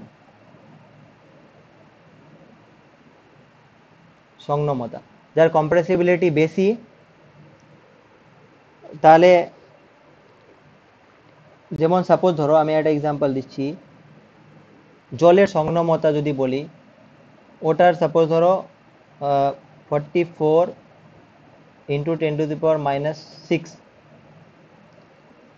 পার অ্যাটমসফেরিক প্রেশার, এরকম একটা জলের কম্প্রেসিবিলিটি। এটার মানে কি? এটার মানে হচ্ছে যে তুমি যদি 1 অ্যাটমসফেরিক প্রেশার অ্যাপ্লাই করো,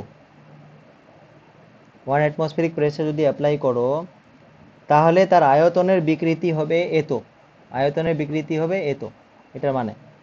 অর্থাৎ প্রতি একক আয়তনে আয়তনের পরিবর্তন, যেটা আয়তনের বিকৃতি মানে কি? প্রতি একক আয়তনে কতটা আয়তনের পরিবর্তন হচ্ছে।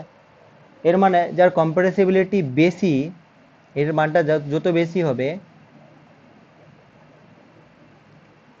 তাকে সহজেই কম্প্রেস করা যাবে। যেমন জলের 10⁻⁻6 আছে অর্ডার, এর মানে জলের তো অনেক কম, -6-এ আছে।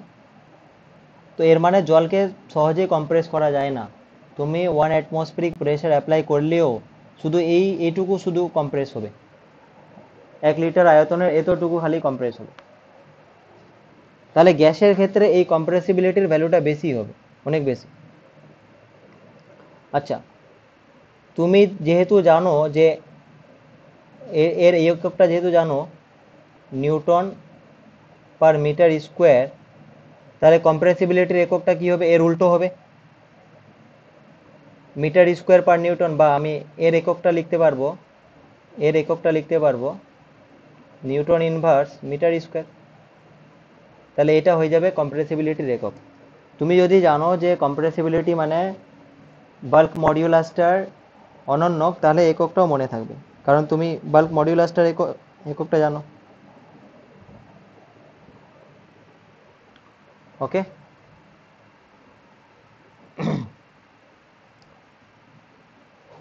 নেক্সট।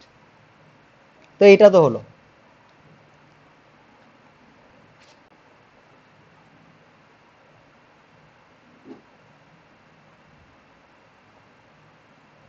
এবার নেক্সট হচ্ছে যেটা, সেটা হচ্ছে শিয়ারিং স্ট্রেন।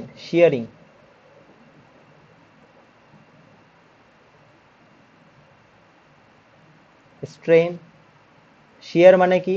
যে আকৃতির পরিবর্তন করব, মানে ধরো বস্তুটা এরকম ছিল, এবার ওই বস্তুটাকে তুমি ধরো এদিক থেকে ফোর্স অ্যাপ্লাই করলে, তাহলে বস্তুটা এরকম হয়ে গেল এখন। তাহলে কি হলো, এর একটা আকৃতির পরিবর্তন হলো।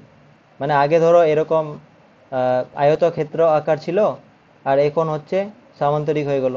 তাহলে এর একটা আকৃতির পরিবর্তন হলো। তাহলে তুমি যে ফোর্স অ্যাপ্লাই করলে, তাহলে এর উপরে একটা পীড়ন পড়েছে বলে আকৃতির পরিবর্তন হয়েছে। আর এই যে তুমি ট্যানজেনশিয়াল ফোর্স দিচ্ছ, তাহলে ওই জিনিসটাকে তো আমরা শিয়ার বলছি, আগে বললাম। তাহলে শিয়ার, এই জন্য শিয়ারিং আসছে, বা কৃন্তন বলছি। ট্যানজেনশিয়াল যেটা বলছিলাম, স্পর্শকীয়। তাহলে এখান থেকে যে মডিউলাসটা পাবো, সেই মডিউলাসটা বা কনস্ট্যান্টটা কি হবে, মডিউলাস অফ রিজিডিটি বা শিয়ার মডিউলাস,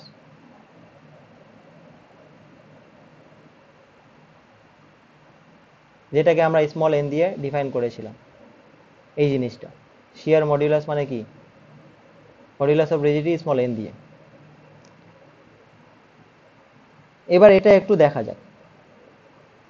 তাহলে এটা রাশিমালাটা কিভাবে বের করতে হয়, যে ধরো এরকম একটা বডি আছে, ওকে।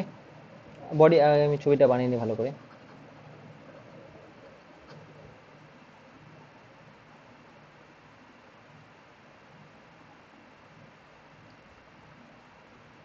টু ডিতেই বানাচ্ছি।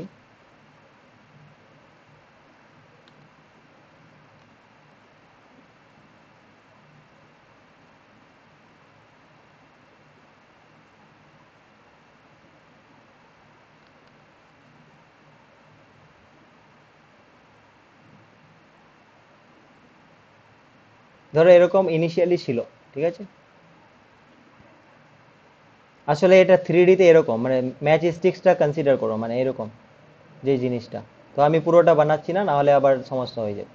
তো আমি শুধু এইদিকে সামনের পোর্শনটা বানাচ্ছি। এবার কি হলো, যে ধরো তুমি এদিকে ফোর্স অ্যাপ্লাই করলে এদিক থেকে, তাহলে এটার পরিবর্তনটা চেঞ্জ হবে। মানে এটার আকৃতিটার কি বলে, আকৃতিটার পরিবর্তন হবে। মানে ধরে নাও এরকম হলো, আর এটা একটু এদিকে বেড়ে গেল,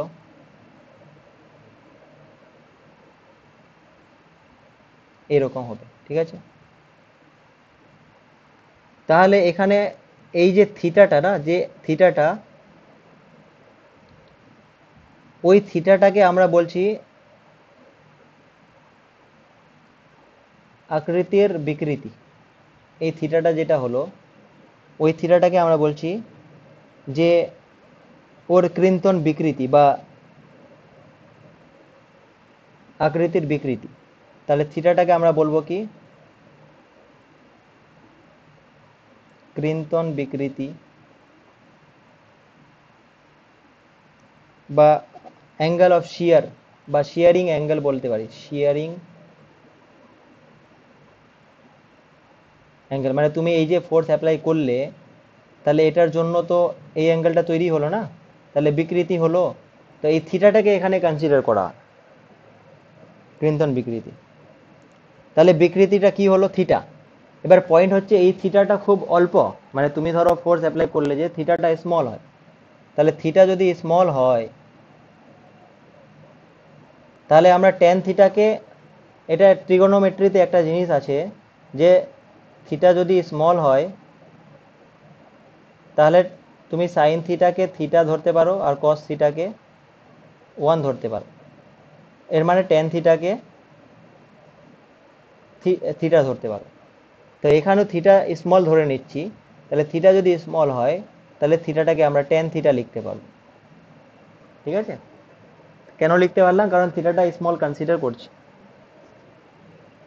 এবার সাপোজ ধরে নাও এই যে ইনিশিয়ালি যে হাইটটা ছিল, ওটা হচ্ছে ক্যাপিটাল এল, এই ম্যাচ স্টিক্সটার যে হাইট, রাইট। আর এই যে যতটা সামনের দিকে এগোলো, এটা ধরো স্মল এল, আর এটা ক্যাপিটাল এল। তাহলে ট্যান থিটা মানে কি হবে, পারপেন্ডিকুলার বাই বেস, মানে small L by capital L হচ্ছে এই থিটার রেসপেক্টে পারপেন্ডিকুলার স্মল এলটা, আর বেস হচ্ছে ক্যাপিটাল এলটা। তাহলে theta is equal to small L by capital L দাঁড়ালো। আর এই জিনিসটাই কি, বিকৃতি, কৃন্তন বিকৃতি, এই জিনিসটা, ওকে। তাহলে স্মল এল কোনটা আর ক্যাপিটাল এল কোনটা বোঝা গেছে। স্মল এল মানে কতটা এই ফেসটা বেঁকে গেল, আর ক্যাপিটাল এল মানে এর হাইটটা, মানে এই লেন্থটার কথা বলছি। ওকে, এবার ধরো পীড়নটা কত, আমরা তো এফ বল প্রয়োগ করেছি তাই না, এফ বল প্রয়োগ করেছি। আচ্ছা, এবার এখানে উপরে যে তলটা আছে, এখানে এটা 2D তে দেখিয়েছি, কিন্তু এটা আসলে তো এরকম 3D তে আছে না, মানে এটা আসলে এরকম 3D তে আছে ম্যাজিস্টিক্সটা।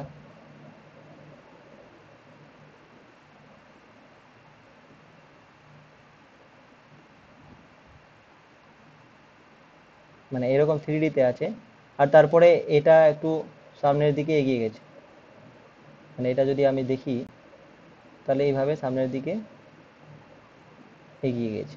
ঠিক আছে, 3D তে বেশি আঁকছি না। এবার পয়েন্ট হচ্ছে যে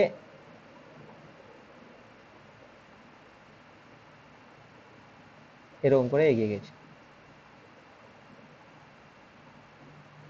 এই যে উপরের যে এই ক্ষেত্রফলটা,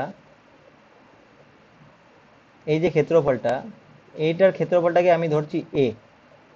ঠিক আছে, তাহলে এ কোনটা, এটা হচ্ছে যে সর্বোচ্চ তলের ক্ষেত্রফল, আর ফোর্স হচ্ছে আমি এফ অ্যাপ্লাই করেছি, এইদিকে ফোর্সটা আমি এফ অ্যাপ্লাই করেছি। তাহলে পীড়নটা কত হবে, পীড়ন মানে কি জানি, বল বাই ক্ষেত্রফল, তাহলে এখানে এফ বাই এ হবে। তাহলে দৃঢ়তা গুণাঙ্ক যেটা, শিয়ারিং স্ট্রেন, শিয়ারিং মডুলাস যেটা,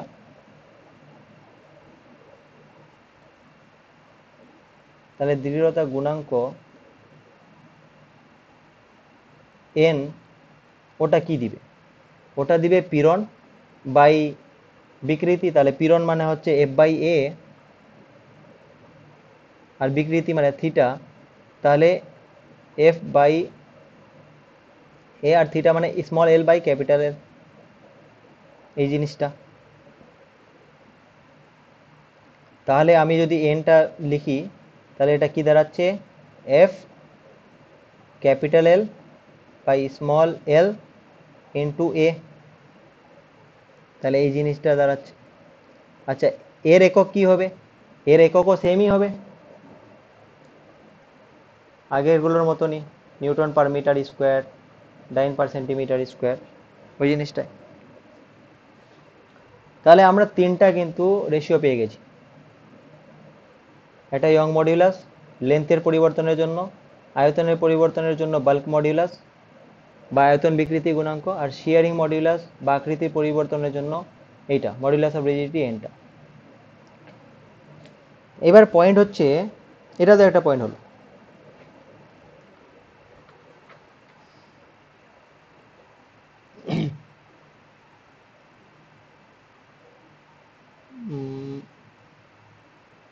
আচ্ছা, একটা কোশ্চেন করা যাক এগুলোর উপরে, তারপরে আমরা নেক্সট পয়জন রেশিওটা করব।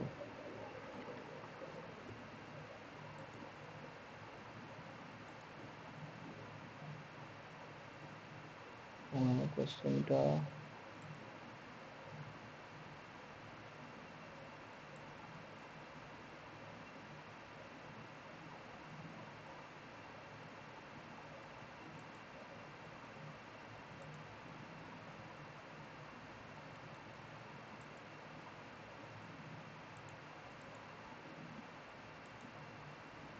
এই একটা কোশ্চেন আছে,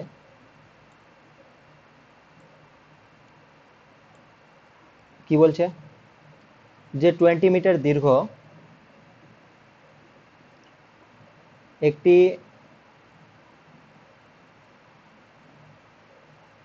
20 মিটার দীর্ঘ একটি রাবার তার এক প্রান্ত বদ্ধ অবস্থায় উল্লম্বভাবে ঝুলছে, নিজের ভারে, ঠিক আছে, নিজের ভারে তারটির দৈর্ঘ্য কতটা বেড়েছে, আর রবারের ঘনত্ব দেওয়া আছে, আর ইয়ং গুণাঙ্ক দেওয়া আছে। মানে এখানে কোন কেসটার কথা বলা হচ্ছে, বুঝতে পেরেছো? স্যার ওই লোহার রডের যেটা ছিল না। এই কেসটার হ্যাঁ কথা, ওইটা। হ্যাঁ। এর মানে এইটা যদি মনে থাকে তাহলে অঙ্কটা ইজি। তাহলে কি আছে, rho L square G by 2 Y, তাহলে small L is equal to rho capital L square G by 2 Y. এবার শুধু ভ্যালুগুলো পুট করো, পুট করে বলো কত হচ্ছে। এককগুলো দেখতে হবে, দেখো এগুলো গ্রাম পার সেন্টিমিটার কিউবে, এটা মিটারে আছে কিন্তু, তো সেটা একটু দেখতে হবে। এই ইয়ং গুণাঙ্কটা ডাইন পার সেন্টিমিটার স্কোয়ার, এর মানে ইউনিটটা সেম ইউনিটে করতে হবে। তাহলে এটা 1.5, আমি সিজিএসেই করছি, তাহলে 20 মিটারটাকে খালি আমি সেন্টিমিটারে করে নিচ্ছি। তাহলে 20 স্কোয়ার, আর মিটারকে সেন্টিমিটারে করলে 100 দিয়ে গুণ, মানে স্কোয়ার আছে, তাহলে 10⁴ হবে। আর জি মানে 9.8, 9.8 না, যেহেতু আমি সিজিএসএ 980 নিচ্ছি হবে তো। তাহলে 980 নিব। আর 2 টাইমস ওয়াই মানে 49 ইন্টু 10⁸ এটা হলো। তাহলে দেখো 49কে এটা 2 দিয়ে কেটে যাবে, 49 2 যা 98, আর এখানে তাহলে 0 হলো।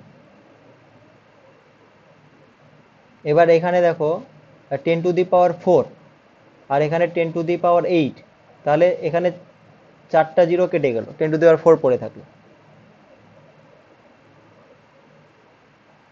আর এখানে আরো আছে, তাহলে আমি যদি লিখি 1.5, 20-এর স্কোয়ার মানে 400, আর এখানে 20, আর নিচে হচ্ছে 2 ইন্টু 10⁴, মানে 4টা 0, তাহলে 2টা 0 3টা 0, 2টা 0 3টা 0 কেটে গেল। 2 দিয়ে কাটো 5, 5 দিয়ে যদি কাটি এটা 0.3, রাইট। আর 2 দিয়ে যদি কাটি 2 2 যা 4, তাহলে 2 3 যা 6, মানে 0.6। ঠিক আছে, তাহলে 0.6 কি হবে, মিটার না centimetre? Centimetre. Of course centimetre. Centimetre হবে। তাহলে 0.6 সেন্টিমিটার কি হবে, খালি ওর দৈর্ঘ্যের বৃদ্ধি হবে, মানে এটা অবশ্যই, কারণ ও নিজের ভরে আর কতটা বাড়াবে, তাই না? 0.6 সেন্টিমিটার মানে 6 মিলিমিটার, তাও অনেকটাই বাড়াইছে। তো এটা একটা কোশ্চেন ছিল। আরো একটা আছে, দাঁড়াও নিয়ে আসছি।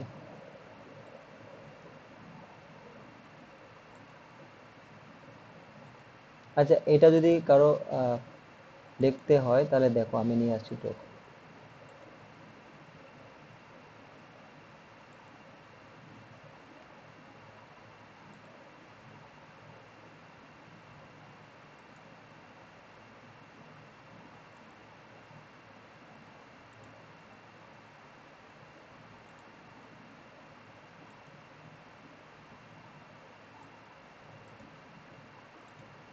এই কোশ্চেনটা দেখো,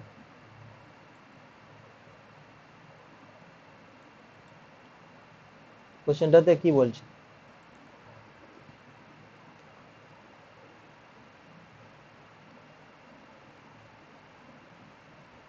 স্যার কে ইকুয়াল টু ওইটা দিয়ে হবে। হ্যাঁ, বলছে 20 কিলোগ্রাম পার সেন্টিমিটার স্কোয়ার, এ তো চাপটা বলে দিয়েছে। হ্যাঁ, 1 লিটার গ্লিসারিনের আয়তন এত সেন্টিমিটার কিউব কমে, মানে স্মল ভিটা বলে দিয়েছে, তাহলে গ্লিসারিনের আয়তন বিকৃতি গুণাঙ্ক কত, মানে কেটা বের করতে বলছে আসলে। তাহলে আমরা কে জানি, কে মানে, আচ্ছা ধরো ভুলে গেছি আমি, সাপোজ ধরো আমি ভুলে গেছি, কে এর রাশিমালাটা ভুলে গেছি, এবার মনে মনে আমি ভাবার চেষ্টা করছি কি হবে, কি হতে পারে। কিন্তু আমি এটা জানি যে কে মানে পীড়ন বাই বিকৃতি হয়, পীড়ন বাই বিকৃতি হয়, এটা আমি জানি। সাপোজ এটা মনে আছে খালি। আচ্ছা, বিকৃতি মানে কি হবে, যে কতটা চেঞ্জ হয়েছে, আগে কতটা ছিল। আর পীড়ন মানে যে চাপটা যেটা, ওটাই। তাহলে এটা পি হবে। তাহলেই তো হলো, মনে পড়ে গেল। মানে এইটা যদি মনে থাকে আর ফর্মুলাটা ভুলেই যাও এইগুলো, তাহলে তাও তুমি তখনই ডিরাইভ করে নিতে পারবে। তাহলে এখানে চাপ কত, 20, এই দেখো 20 কিলোগ্রাম পার সেন্টিমিটার স্কোয়ার আছে, মানে বুঝতে পারছো কি করতে হবে, ইউনিটগুলো চেঞ্জ করতে হবে। তো যদি মিটার স্কোয়ার থাকতো বা যে কোনো একটা ইউনিটে থাকতো সিজিএসে না হলে এসআইতে, তাহলে সমস্যা ছিল না। তো এখানে আমি করব কি, 20 কিলোগ্রামটাকে আমি 1000 দিয়ে গুণ করে দিই, তাহলে গ্রাম পার সেন্টিমিটার স্কোয়ার হয়ে গেল পিটা, এটাও তো হলো। আচ্ছা, আর এখানে স্মল ভিটা কত, 0.42 সেন্টিমিটার কিউব, 1 লিটার। স্মল ভিটা হচ্ছে 0.42 সিসি, আর ভিটা হচ্ছে 1 লিটার। দেখো 1 লিটার, ঠিক আছে, কিন্তু 1 লিটার মানে সিসি, 1 সিসি নয়, 1 লিটার মানে কত সিসি? 1 লিটার 1000। মানে, হ্যাঁ, 1000 সিসি। তাহলে এর মানে কি, এখানে 1 লিটার, এখানে তো সেন্টিমিটার কিউব আছে, তো তোমাকে এখানে লিটারটাকে সেন্টিমিটার কিউবে কনভার্ট করলে 1000 দিয়ে গুণ করতে হবে। তো আমি এখানে 1000 দিয়ে গুণ করে দিলাম, তাহলে এটাও সিসি হয়ে গেল, সেন্টিমিটার কিউব। তাহলে এটা কেটে গেল, আর উপরে যেটা থাকবে ওটাই হবে। তাহলে কত হচ্ছে? যদি এই 1000টা উপরে চলে যাবে, তাহলে 20 × 10⁻³ আর 10⁻³ মানে 10⁻⁶, আর নিচে 0.42 আছে।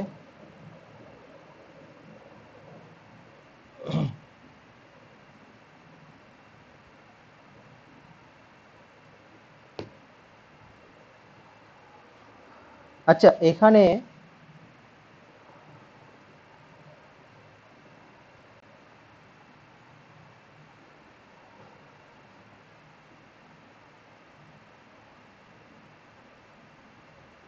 এখানে একটু সমস্যা আছে, যে পিটা আছে না, এখানে দেখো কিলোগ্রাম পার সেন্টিমিটার স্কোয়ার খালি আছে, ঠিক আছে, মানে পার সেন্টিমিটার স্কোয়ারে এত কিলোগ্রাম দিচ্ছে, এর মানে এটা মাসটার কথা বলছে, মানে স্মল এমটার কথা বলছে। পার সেন্টিমিটার স্কোয়ারে এত, জিটা তো নেই এখানে, জিটা আছে কি? তো এর মানে পিটাকে এখানে জি দিয়েও গুণ করতে হবে একটা,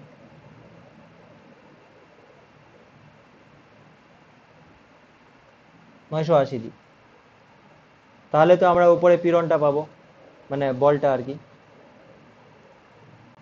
তো এবার যদি এটা করা হয় কত হবে, পয়েন্টটাকে তুলে নিই, তাহলে দুটো জিরো উপরে গেল, 2 দিয়ে কাটলে 10, 2 দিয়ে কাটলে 21,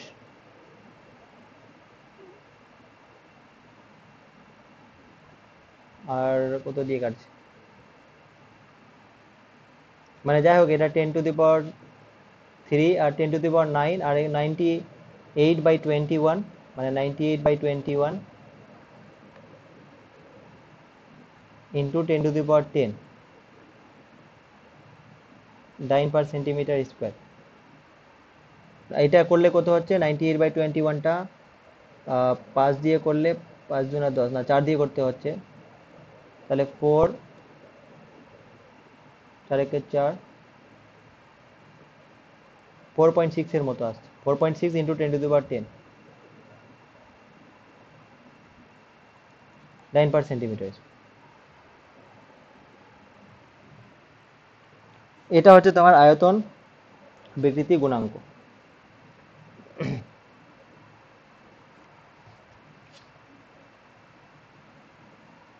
আচ্ছা, আরো আছে এক দুটো কোশ্চেন, কিন্তু ওটার আগে আমরা পয়জন রেশিওটা পড়ি। পয়জন রেশিওটা কি, এটা ঠিক আছে তো? কোনো সমস্যা আছে কি? ঠিক আছে। হুম। এরপরে যেটা পড়বো সেটা হচ্ছে পয়জন রেশিও।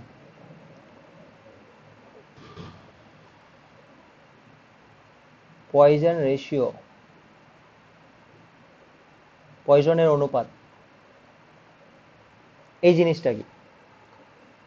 দেখো, ধরো কোনো একটা তার আছে ধরো, এবার এই তারটার যদি আমি দৈর্ঘ্যটা বাড়াই, ঠিক আছে, এটা ধরো এর একটা ব্যাসও আছে, ব্যাস। এবার এই তারের যদি দৈর্ঘ্যটা আমি বাড়াই, লেন্থটাকে যদি বাড়াই, তাহলে নিশ্চয়ই এর যে ডায়ামিটারটা আছে, ব্যাসটা, ওটা কি বাড়বে না কমবে?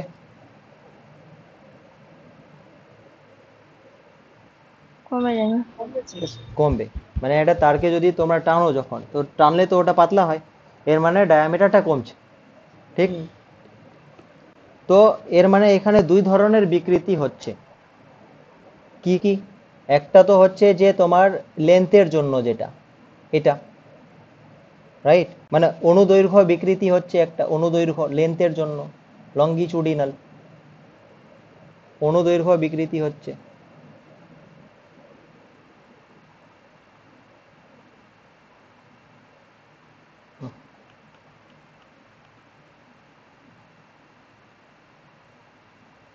আর একটা কি হচ্ছে, ডায়ামিটারটা কমছে। এবার ডায়ামিটারটা কি পার্শ্ব বরাবর কমছে, তাই না? তাহলে এটাকে কি বলবো, পার্শ্বীয় বিকৃতি। মানে দুটো বিকৃতি একসাথেই হচ্ছে এরকম কেসে পার্শ্বীয় বিকৃতি। তো যখন আমরা কোনো তারকে টানছি, লম্ব বরাবর টানছি, তো দুটো বিকৃতি একসাথেই ঘটছে। একটা হচ্ছে অনুদৈর্ঘ্য বিকৃতি আর একটা হচ্ছে পার্শ্বীয় বিকৃতি। আর একটা বাড়লে অন্যটা কমছে, মানে লেন্থটা বাড়ছে তো ডায়ামিটারটা কমছে। তো পয়জনের রেশিওটা কি? পয়জনের রেশিওটা 1 নম্বর পয়েন্ট, ওটাকে আমরা সিগমা দিয়ে ডিফাইন করছি, ঠিক আছে? তো এই সিগমাটা হচ্ছে এই যে পার্শ্বীয় বিকৃতি যেটা,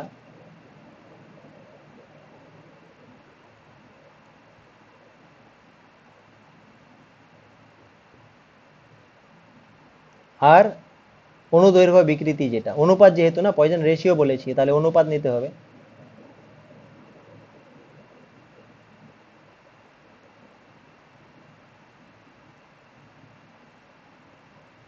তাহলে পার্শ্বীয় বিকৃতি আর অনুদৈর্ঘ্য বিকৃতি এই দুটোর অনুপাতকে আমরা কি বলছি, পয়জন রেশিও, ঠিক আছে?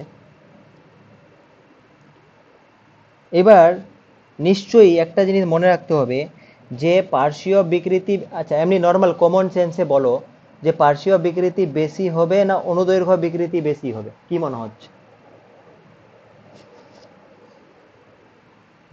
অনুদৈর্ঘ্য বিকৃতি বেশি। অবশ্যই, অবশ্যই অনুদৈর্ঘ্য বিকৃতিটা বেশি হবে, মানে লেন্থটা বেশি বাড়বে in comparison with the reducing of the diameter. তার লেন্থটা বেশি বাড়বে, তাহলে অনুদৈর্ঘ্য বিকৃতি মানে নিচেরটা বড় আর উপরেরটা ছোট, নাহলে নিশ্চয়ই এর মানটা লেস দেন 1 হবে, লেস দেন 1 হবে। তো এটা হিসাব করে দেখা গেছে যে থিওরিটিক্যালি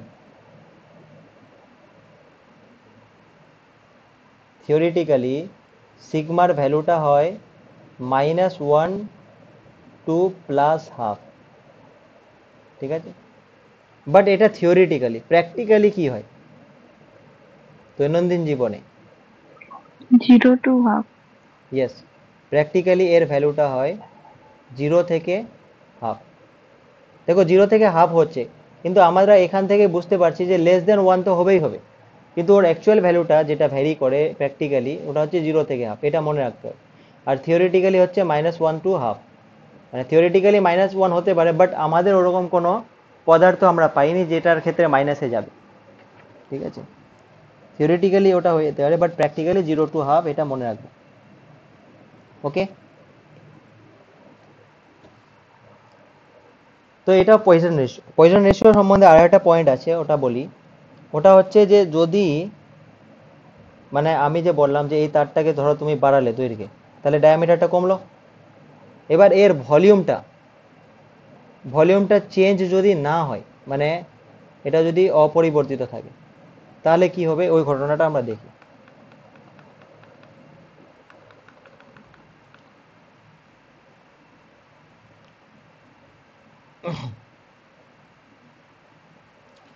তাহলে আমরা সেই ক্ষেত্রে ধরে নিচ্ছি যে ভলিউমের চেঞ্জ হচ্ছে না, আয়তনের পরিবর্তন 0 ধরে নিচ্ছি।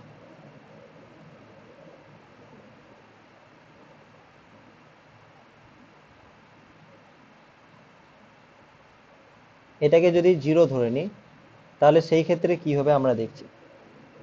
তাহলে ধরে নিই যে তারটির দৈর্ঘ্য হচ্ছে এল, ঠিক আছে? এলটা কি, লেন্থ অফ দ্য ওয়্যার। আর তার একটা ব্যাসার্ধ আছে, তাহলে ব্যাসার্ধটা ধরে নিলাম আর,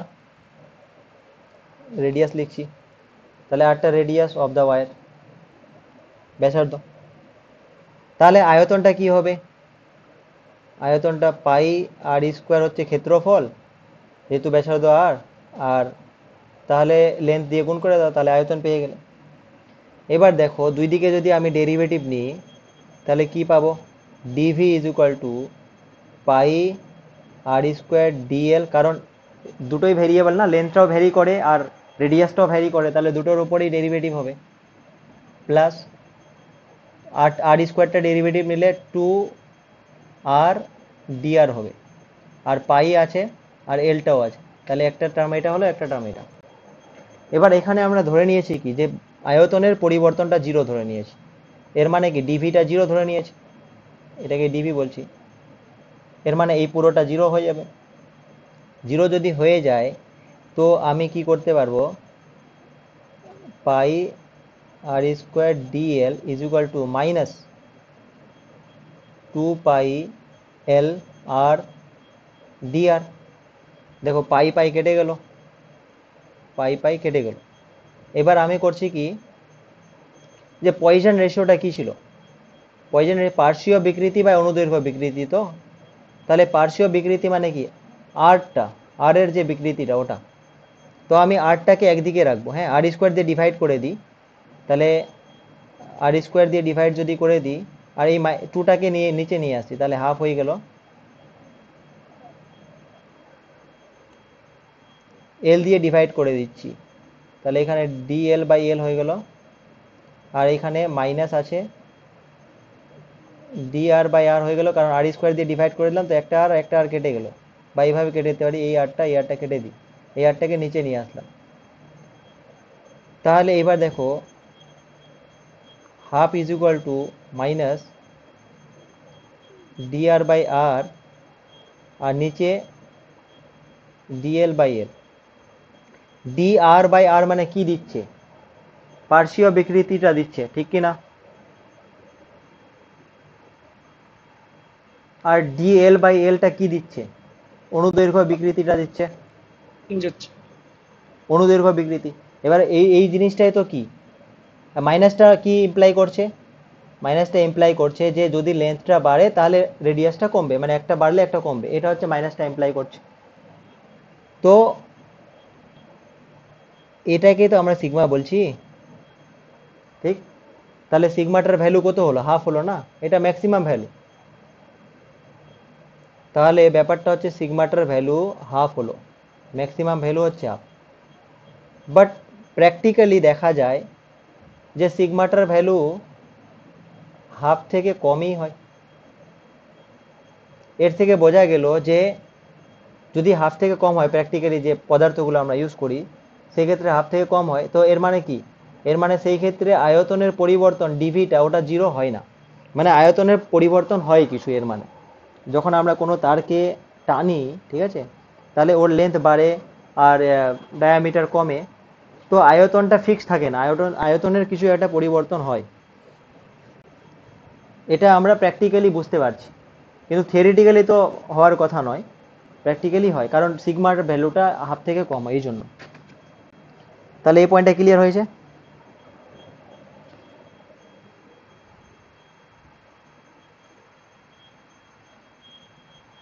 আচ্ছা, এবার দেখো আমরা কটা কোএফিসিয়েন্ট পেলাম, মানে কটা কনস্ট্যান্ট পেলাম। যদি আমরা বলি যে ইলাস্টিক কনস্ট্যান্ট, ইলাস্টিসিটি বা ইলাস্টিক কনস্ট্যান্ট যদি বলি,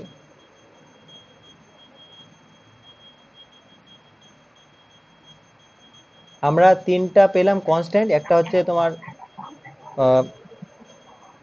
চারটা পেলাম অ্যাকচুয়ালি, একটা হচ্ছে বাল্ক, এই মডিউলাস, ইয়ং মডিউলাস, এটা হচ্ছে বাল্কের জন্য, এটা যে স্মল এন আকৃতির জন্য, আর এখন একটা রেশিও ডিফাইন করলাম এটা। আর একটা জিনিস আমাকে বলতে দাও যে এই পয়জন রেশিওটার কোনো অনুপাত আছে কি, মানে অনুপাত বলছি কোনো একক আছে কি, একক? একক থাকবে না স্যার, দুটোই থাকবে না, বিকৃতির অনুপাত। দুটোই বিকৃতির অনুপাত, মানে এটা এককহীন, এটাও লিখে দিই পয়েন্টটা, এটা এককহীন, Y K N and sigma এই জিনিসটা। এবার এই যে চারটা রিলেশন আছে, তো এইগুলোর মধ্যে মানে কিছু সম্পর্ক আছে, এই চারটা সম্পর্ক যদি মনে রাখা যায় তো অঙ্ক টঙ্ক আসলে করা যেতে পারে। মানে ওয়াই কে আর সিগমার মধ্যে সম্পর্ক আছে একটা, একটা হচ্ছে Y is equal to 3k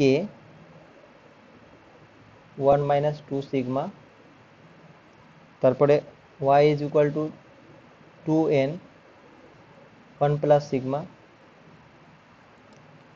sigma is equal to 3k minus 2n by 6k plus 2n, আর একটা হচ্ছে 9/y 1/k প্লাস 3/n। তাহলে এই যে রিলেশনগুলো আছে এই চারটা ধ্রুবকের মধ্যে বা কনস্ট্যান্টের মধ্যে, এইগুলো থেকে দেখো যে কোনো দুটা যদি বলে দেয়, ধরো কে আর সিগমা বলে দিল, তাহলে তুমি ওয়াইটা পেয়ে যাবে, বা এখানে এন আর সিগমা বলে দিল ওয়াই পেয়ে যাবে, বা ওয়াই এন বলে দিল সিগমা পেয়ে যাবে। মানে তোমার যদি যে কোনো দুটোর ভ্যালু বলে দেয়, থার্ডটা বের করা যাবে এখান থেকে। তো তার জন্য এই রিলেশনগুলো একটু মনে রাখা দরকার আছে, যদি আসে তো ভালো, না আসলে নেই। এবার আর দুটো কোশ্চেন করি, মানে আমি নিয়ে আসছি, এটা তো যখন এই রিলেশনটা দেখো আমি নিয়ে আসছি।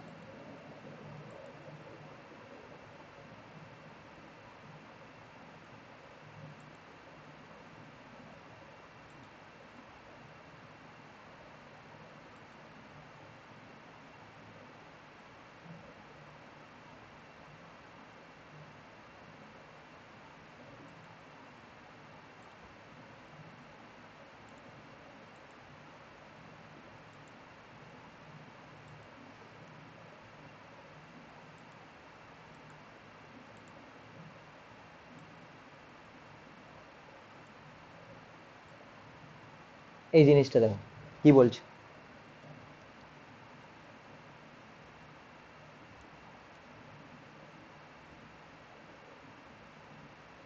বলছে 4 মিলিমিটার ব্যাসের 3 মিটার দীর্ঘ তামার তারে, ঠিক আছে, দৈর্ঘ্যটা বলে দিয়েছে, ব্যাসটা বলে দিয়েছে, এত কিলোগ্রাম ওজন ঝোলালে তারের দৈর্ঘ্য এত মিটার বাড়ে, এত মিলিমিটার বাড়ে, আর ব্যাস এত মিলিমিটার কমে। তাহলে তার তামার ইয়ং গুণাঙ্ক ও পয়জন অনুপাত নির্ণয় করো। করা যাবে?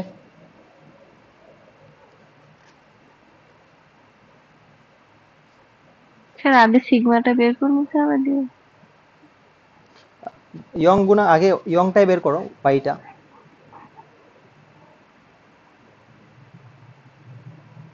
স্যার ব্যাসও কমছে আর দৈর্ঘ্য বাড়ছে, তাহলে সিগমা বেরোবে না? হ্যাঁ মানে এটা সিগমাটা তো বের করা যাবে ইজিলি। মানে সিগমাটা কি ছিল, সিগমাটা ছিল যে পার্শ্বীয় বিকৃতি বাই অনুদৈর্ঘ্য বিকৃতি। তো পার্শ্বীয় বিকৃতি মানে কি, যে কত কমছে, ডি বাই ক্যাপিটাল ডি, আর এখানে অনুদৈর্ঘ্য বিকৃতি মানে হচ্ছে small L by capital L, এই জিনিসটা। মানে ব্যাপারটা হচ্ছে D capital L by capital D small L, এই জিনিসটা। ভ্যালুগুলো বসিয়ে দাও যদি সিগমাটা আগে বের করতে চাও। তাহলে স্মল ডিটা কত,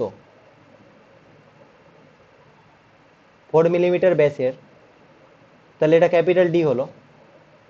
আর এত কমে, ব্যাস এত কমে 1.2 ইন্টু 10⁻20 10⁻³ এটা হচ্ছে স্মল ডি। তাহলে 1.2 ইন্টু 10⁻³ মিলিমিটার। আর এটাও মিলিমিটারে যেহেতু আছে তো ভাবার কোনো দরকার নেই, চেঞ্জ করারও দরকার নেই। আর নিচে হচ্ছে ক্যাপিটাল ডিটা হচ্ছে 4, তাহলে মিলিমিটার মিলিমিটার কেটে যাচ্ছে। লেন্থটা কত, 3 মিটার দীর্ঘ, তাহলে 3 মিটার ছিল ক্যাপিটাল এল। আর স্মল এলটা কত, 2.7 মিলিমিটার। এখানে দেখো এটা মিটারে আছে আর এটা মিলিমিটারে আছে, এর মানে এখানে তোমাকে কনভার্ট করতে হবে। তাহলে 100 করলে সেন্টিমিটার হলো, আরো 10 করো মিলিমিটার হলো, তাহলে নিচে 2.7 হলো। বোঝা গেল কি কেন কোনটা কনভার্ট করলাম কোনটা করলাম না কেন? হ্যাঁ স্যার বোঝা গেছে। ঠিক আছে, তো এবার এটা কাটাকাটি করো, এটা পয়েন্ট দিয়ে 10 উঠিয়ে নাও, 3 দিয়ে কাটবে, 3 9 27। আর এটা পয়েন্ট নিয়ে এই 10টাকে কাটো, তাহলে 4 দিয়ে কাটবে, 4 3 যা, এই 3 দিয়ে কাটবে, 3 3 যা। তাহলে কত হলো, আর এখানে 1000, মানে এই যে 0 0 0 আর 10⁻³ কেটো, মানে 1/3 হলো, 1/3। 1/3টা লেস দেন 1/2, ঠিকই আছে। সিগমাটা তাহলে কত হলো, 1/3। কিন্তু তোমার ইয়ং মডিউলাসটাও বের করতে হবে, ইয়ং মডিউলাসটা। তাহলে সাপোজ ফর্মুলা মনেই নেই, কি করব? ফর্মুলা মনেই নেই, কি করব? তো আমরা এটা জানি, হুকসের লটা জানি সাপোজ। তাহলে আর এটা জানি যে ইয়ং মানে লেন্থের সাথে রিলেটেড। তাহলে সেটা যদি জানি তাহলে আমরা বের করি। তাহলে ওয়াইটা কি হবে? পীড়ন বাই বিকৃতি। ওকে, তো এখানে দেখো 150 কিলোগ্রাম ওজন ঝোলানো হয়েছে, তাহলে ফোর্সটা কত? এমজি। ঠিক আছে, এমজি হচ্ছে ফোর্সটা। বাট পয়েন্ট হচ্ছে যে এটা তো পুরোটার উপরে অ্যাপ্লাই হচ্ছে, তো পীড়ন মানে পার ইউনিট এরিয়ার উপরে যেটা হবে, তাহলে ওটা পাই আর স্কোয়ার দিয়ে আমরা ডিভাইড করে দেবো। তাহলে এটা পীড়ন পেয়ে গেলাম না? দেখো দেখো, হ্যাঁ স্যার। হ্যাঁ। হ্যাঁ, পীড়ন পেয়ে গেলাম। আর বিকৃতি কত হবে? বিকৃতি মানে এখানে শুধু আমরা লঙ্গিচুডিনাল বিকৃতিটা নেব, মানে নিচে বিকৃতিটা এল বাই ক্যাপিটাল এল করব। তাহলে এখানে এল বাই ক্যাপিটাল এলটা উপরে চলে গেল। তাহলে তাহলে কিভাবে ফর্মুলাটা ভুলে গেল আনা যায়, বোঝা গেছে?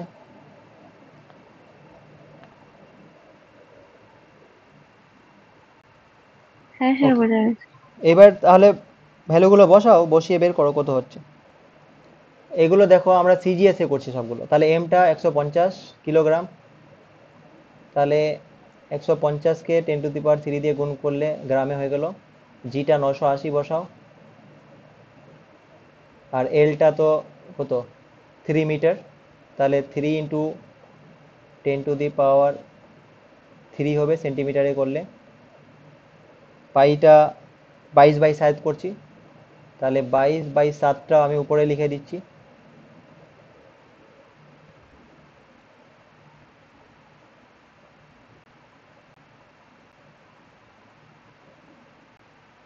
বাইশ বাই সাত উপরে করে দিলাম।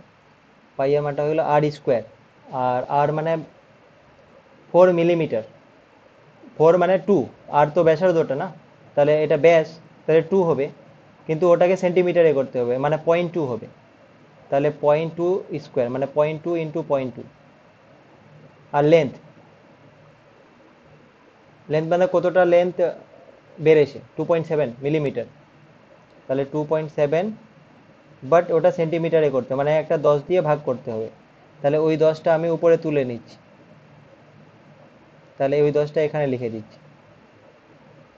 10 দিয়ে ভাগ মানে উপরে চলে যাওয়া।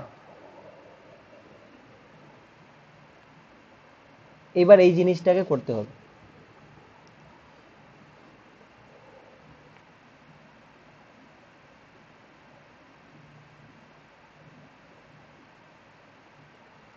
এটা যদি করা যায় তাহলে 10⁻³ এখানে 10⁻³ আর এখানে 10, আর এখানে 980-র একটা জিরো নিয়ে নাও, তাহলে 3 3 6 আর 2 আর 10⁻8 হলো। আর এই 0.2 আর 0.2 এর দুটো জিরো নিয়ে নাও উপরে।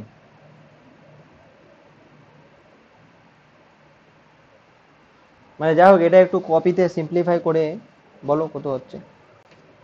দাঁড়াও একটু দেখে নিই তো।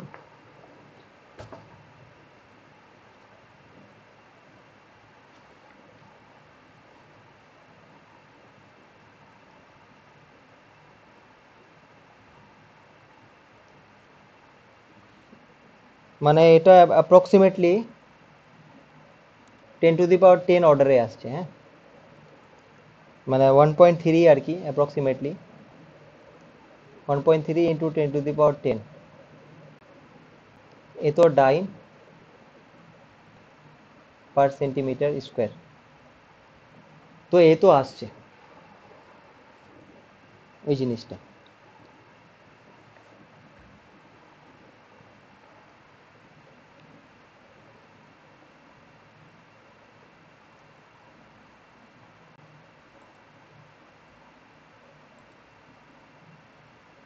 স্যার আমাদের তো ক্যালকুলেটর অ্যালাউ নেই, তাহলে এত বড় আসবে? না মানে আসবে না, না এটা করতে হবে, একটু কপিতে করতে হবে, ক্যালকুলেটর এলাও নেই তো, এটা করতে হবে। না হলে আমি এটাকে এই পাশে লিখে করে দেখাচ্ছি, নাহলে এমনি করতে পারবে। দেখো না, তুমি কি করবে যে 10⁻³ এগুলোকে টেনের অর্ডারে, জিরোগুলোকে টেনের অর্ডারে লিখো, আর বাকিগুলোকে কাটাকাটি করে দেখবে যে এটা আসছে। বাকিগুলোকে কাটাকাটি করতে হবে, একটু অ্যাপ্রক্সিমেট করে দিবে। মানে এর আগের অঙ্কটা যেমন করলাম না, এখানে কোথায় গেল,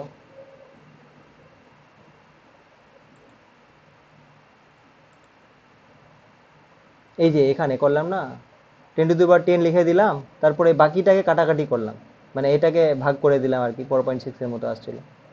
তো এটা একটু করতে হবে, এখানে জায়গার অভাব আছে তো আমি লিখলাম না কিছু। ঠিক আছে। ওকে,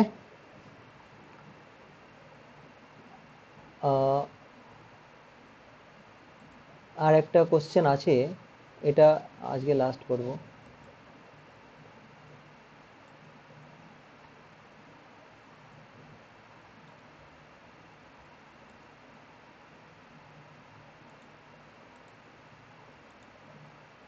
দেখো তো,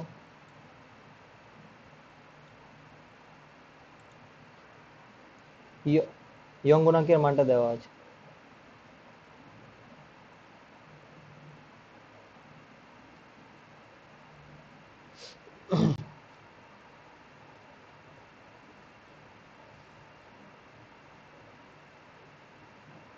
বলছে কোনো বস্তুর ইয়ং গুণাঙ্কের মান এত, ডাইন পার সেন্টিমিটার স্কোয়ার, তাহলে ওই বস্তুর দৃঢ়তা গুণাঙ্কের মানের রেঞ্জ কত হবে, রেঞ্জ কত?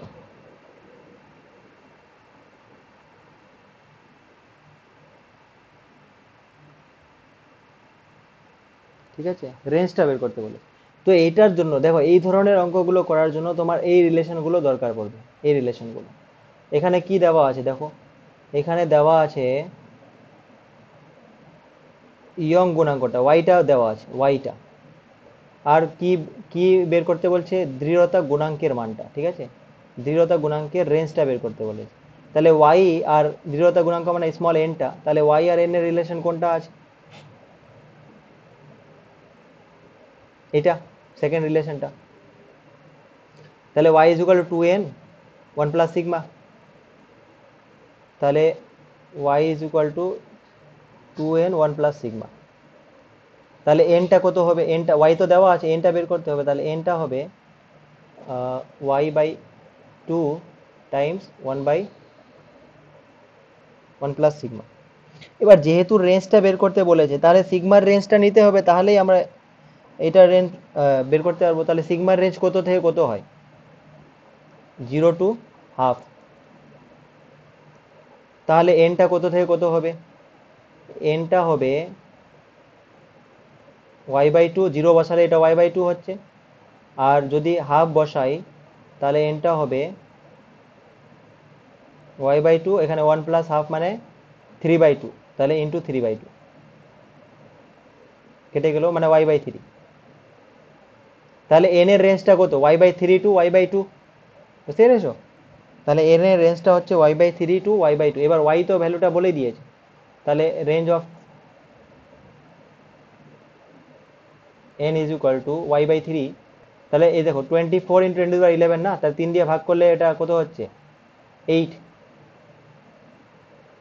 লিখে দিচ্ছি না হলে, বাই 3 করো, 2/2 করো, তাহলে কত হলো, এটা 8 ইন্টু 10^11 ইউনিট, ইউনিটটা লিখছি না, unit, two 12 into 10^11 unit, unit মানে ডাইন পার যেটা আছে সেন্টিমিটার স্কোয়ার। তাহলে রেঞ্জটা হচ্ছে 8 to 12 ইন্টু 10^11। তো ওই ফর্মুলাগুলোর এইরকম ইউজ হতে পারে। ওকে, দেখো আরও আছে, মানে স্প্রিং ফোর্স কনস্ট্যান্ট, আরও কিছু আছে, তো এই চ্যাপ্টারটা শেষ হয়নি এখনো, কিন্তু আজকে ছেড়ে দেবো। তার আগে আমি একটা জিনিস বলতে চাই, এটা খালি শুনে নাও। এটা তো অঙ্ক ছিল, আমরা হুকস লটা যে পড়লাম,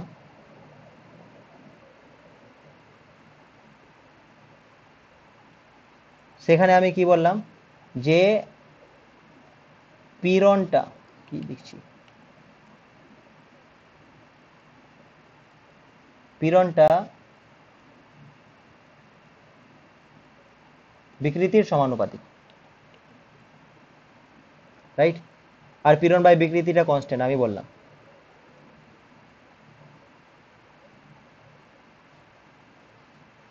তাহলে পীড়ন বাই বিকৃতিটা এটা ধ্রুবক হবে। এবার মেইন পয়েন্ট হচ্ছে এটা কতক্ষণ ধ্রুবক হবে? ইলাস্টিক লিমিটের মধ্যে, ইলাস্টিক লিমিট স্থিতিস্থাপক গুণাঙ্কের মধ্যে, না স্থিতিস্থাপক সীমার মধ্যে এটা ধ্রুবক হবে, উইদিন ইলাস্টিক লিমিট, রাইট? তো এটা যদি গ্রাফ প্লট করতে বলে বা অনেকগুলো গ্রাফ দিল, তোমাকে বলছে যে কোনটা হবে, তাহলে সেই ক্ষেত্রে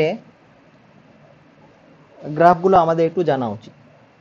তাহলে দেখো, আমি যদি ইলাস্টিক লিমিট অবধি বলি, খালি ধরো আমি এক্স এক্সিস বরাবর ধরো বিকৃতি বা স্ট্রেনটাকে প্লট করছি, আর এইদিকে ধরো স্ট্রেসটাকে, পীড়নটাকে। তাহলে আর এটা ধরে নাও যে ইলাস্টিক লিমিট, ঠিক আছে? এই পয়েন্টটা ধরে নাও ইলাস্টিক লিমিট, এই পয়েন্টটা। তাহলে এই পয়েন্টটা ইলাস্টিক লিমিট যদি হয়, তাহলে ইলাস্টিক লিমিট অবধি তো বিকৃতি যত বাড়বে তত পীড়নটাও বাড়বে, আর ওটা সমানুপাতিক, এর মানে লিনিয়ারলি বাড়বে। তাহলে এটা এইভাবে করে বাড়তেই থাকবে, রাইট? মানে ইলাস্টিক লিমিট অবধি। কিন্তু তারপরে ইলাস্টিক লিমিটের পরেও তারপরে কি হবে? বিকৃতিটা যখন আরো করতে চাও, পীড়ন আরো বাড়াবে, তাহলে সেই ক্ষেত্রে কিন্তু তোমার গ্রাফটা একটু কমে যায়, মানে এরকম আর বাড়তে থাকে না, তো ইলাস্টিসিটি নষ্ট হয়ে যায় না, তো কমে যায় এরকম, ঠিক আছে? কমে এরকম করে কমতে থাকবে। আর একটা সময় তো আবার কি হবে, যে বেশি পীড়ন পড়ে গেলে বিকৃতি মানে ছিঁড়েই যাবে, লোড লোড হয়ে গেলে। মানে আমি এটা বলছি যে ইলাস্টিক লিমিট অবধি এটা লিনিয়ার হয়, আর ইলাস্টিক লিমিটের বাইরে এটা নন লিনিয়ার হয়। মানে এরকম হতে পারে, বিভিন্ন ধরনের বস্তুর ক্ষেত্রে বিভিন্ন রকম হতে পারে। তো এটা একটু মাথায় রাখবে যে ইলাস্টিক লিমিট অবধি, স্থিতিস্থাপক সীমা অবধি এই গ্রাফটা হবে লিনিয়ার, রৈখিক হবে, আর তারপরে এটা নন লিনিয়ার হবে। এটা বইতে তোমরা দেখবে, টেক্সট বইতে, মানে ইস্পাতের ক্ষেত্রে কি হয়, মানে বিভিন্ন পদার্থের ক্ষেত্রে কিভাবে চেঞ্জ হয়, ওটা তোমরা একটু বইতে দেখবে, তাহলে বুঝতে পারবে যে কিরকম হচ্ছে চেঞ্জ।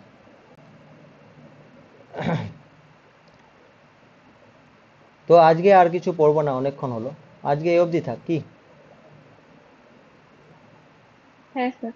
হুম, স্যার ঠিক আছে। বলছিলাম যে ওই এনটা যে বের করলেন 0 to 1/2, তো এন এর মানটা তো স্যার হাফ বসিয়ে ওটা ক্যালকুলেশন করলে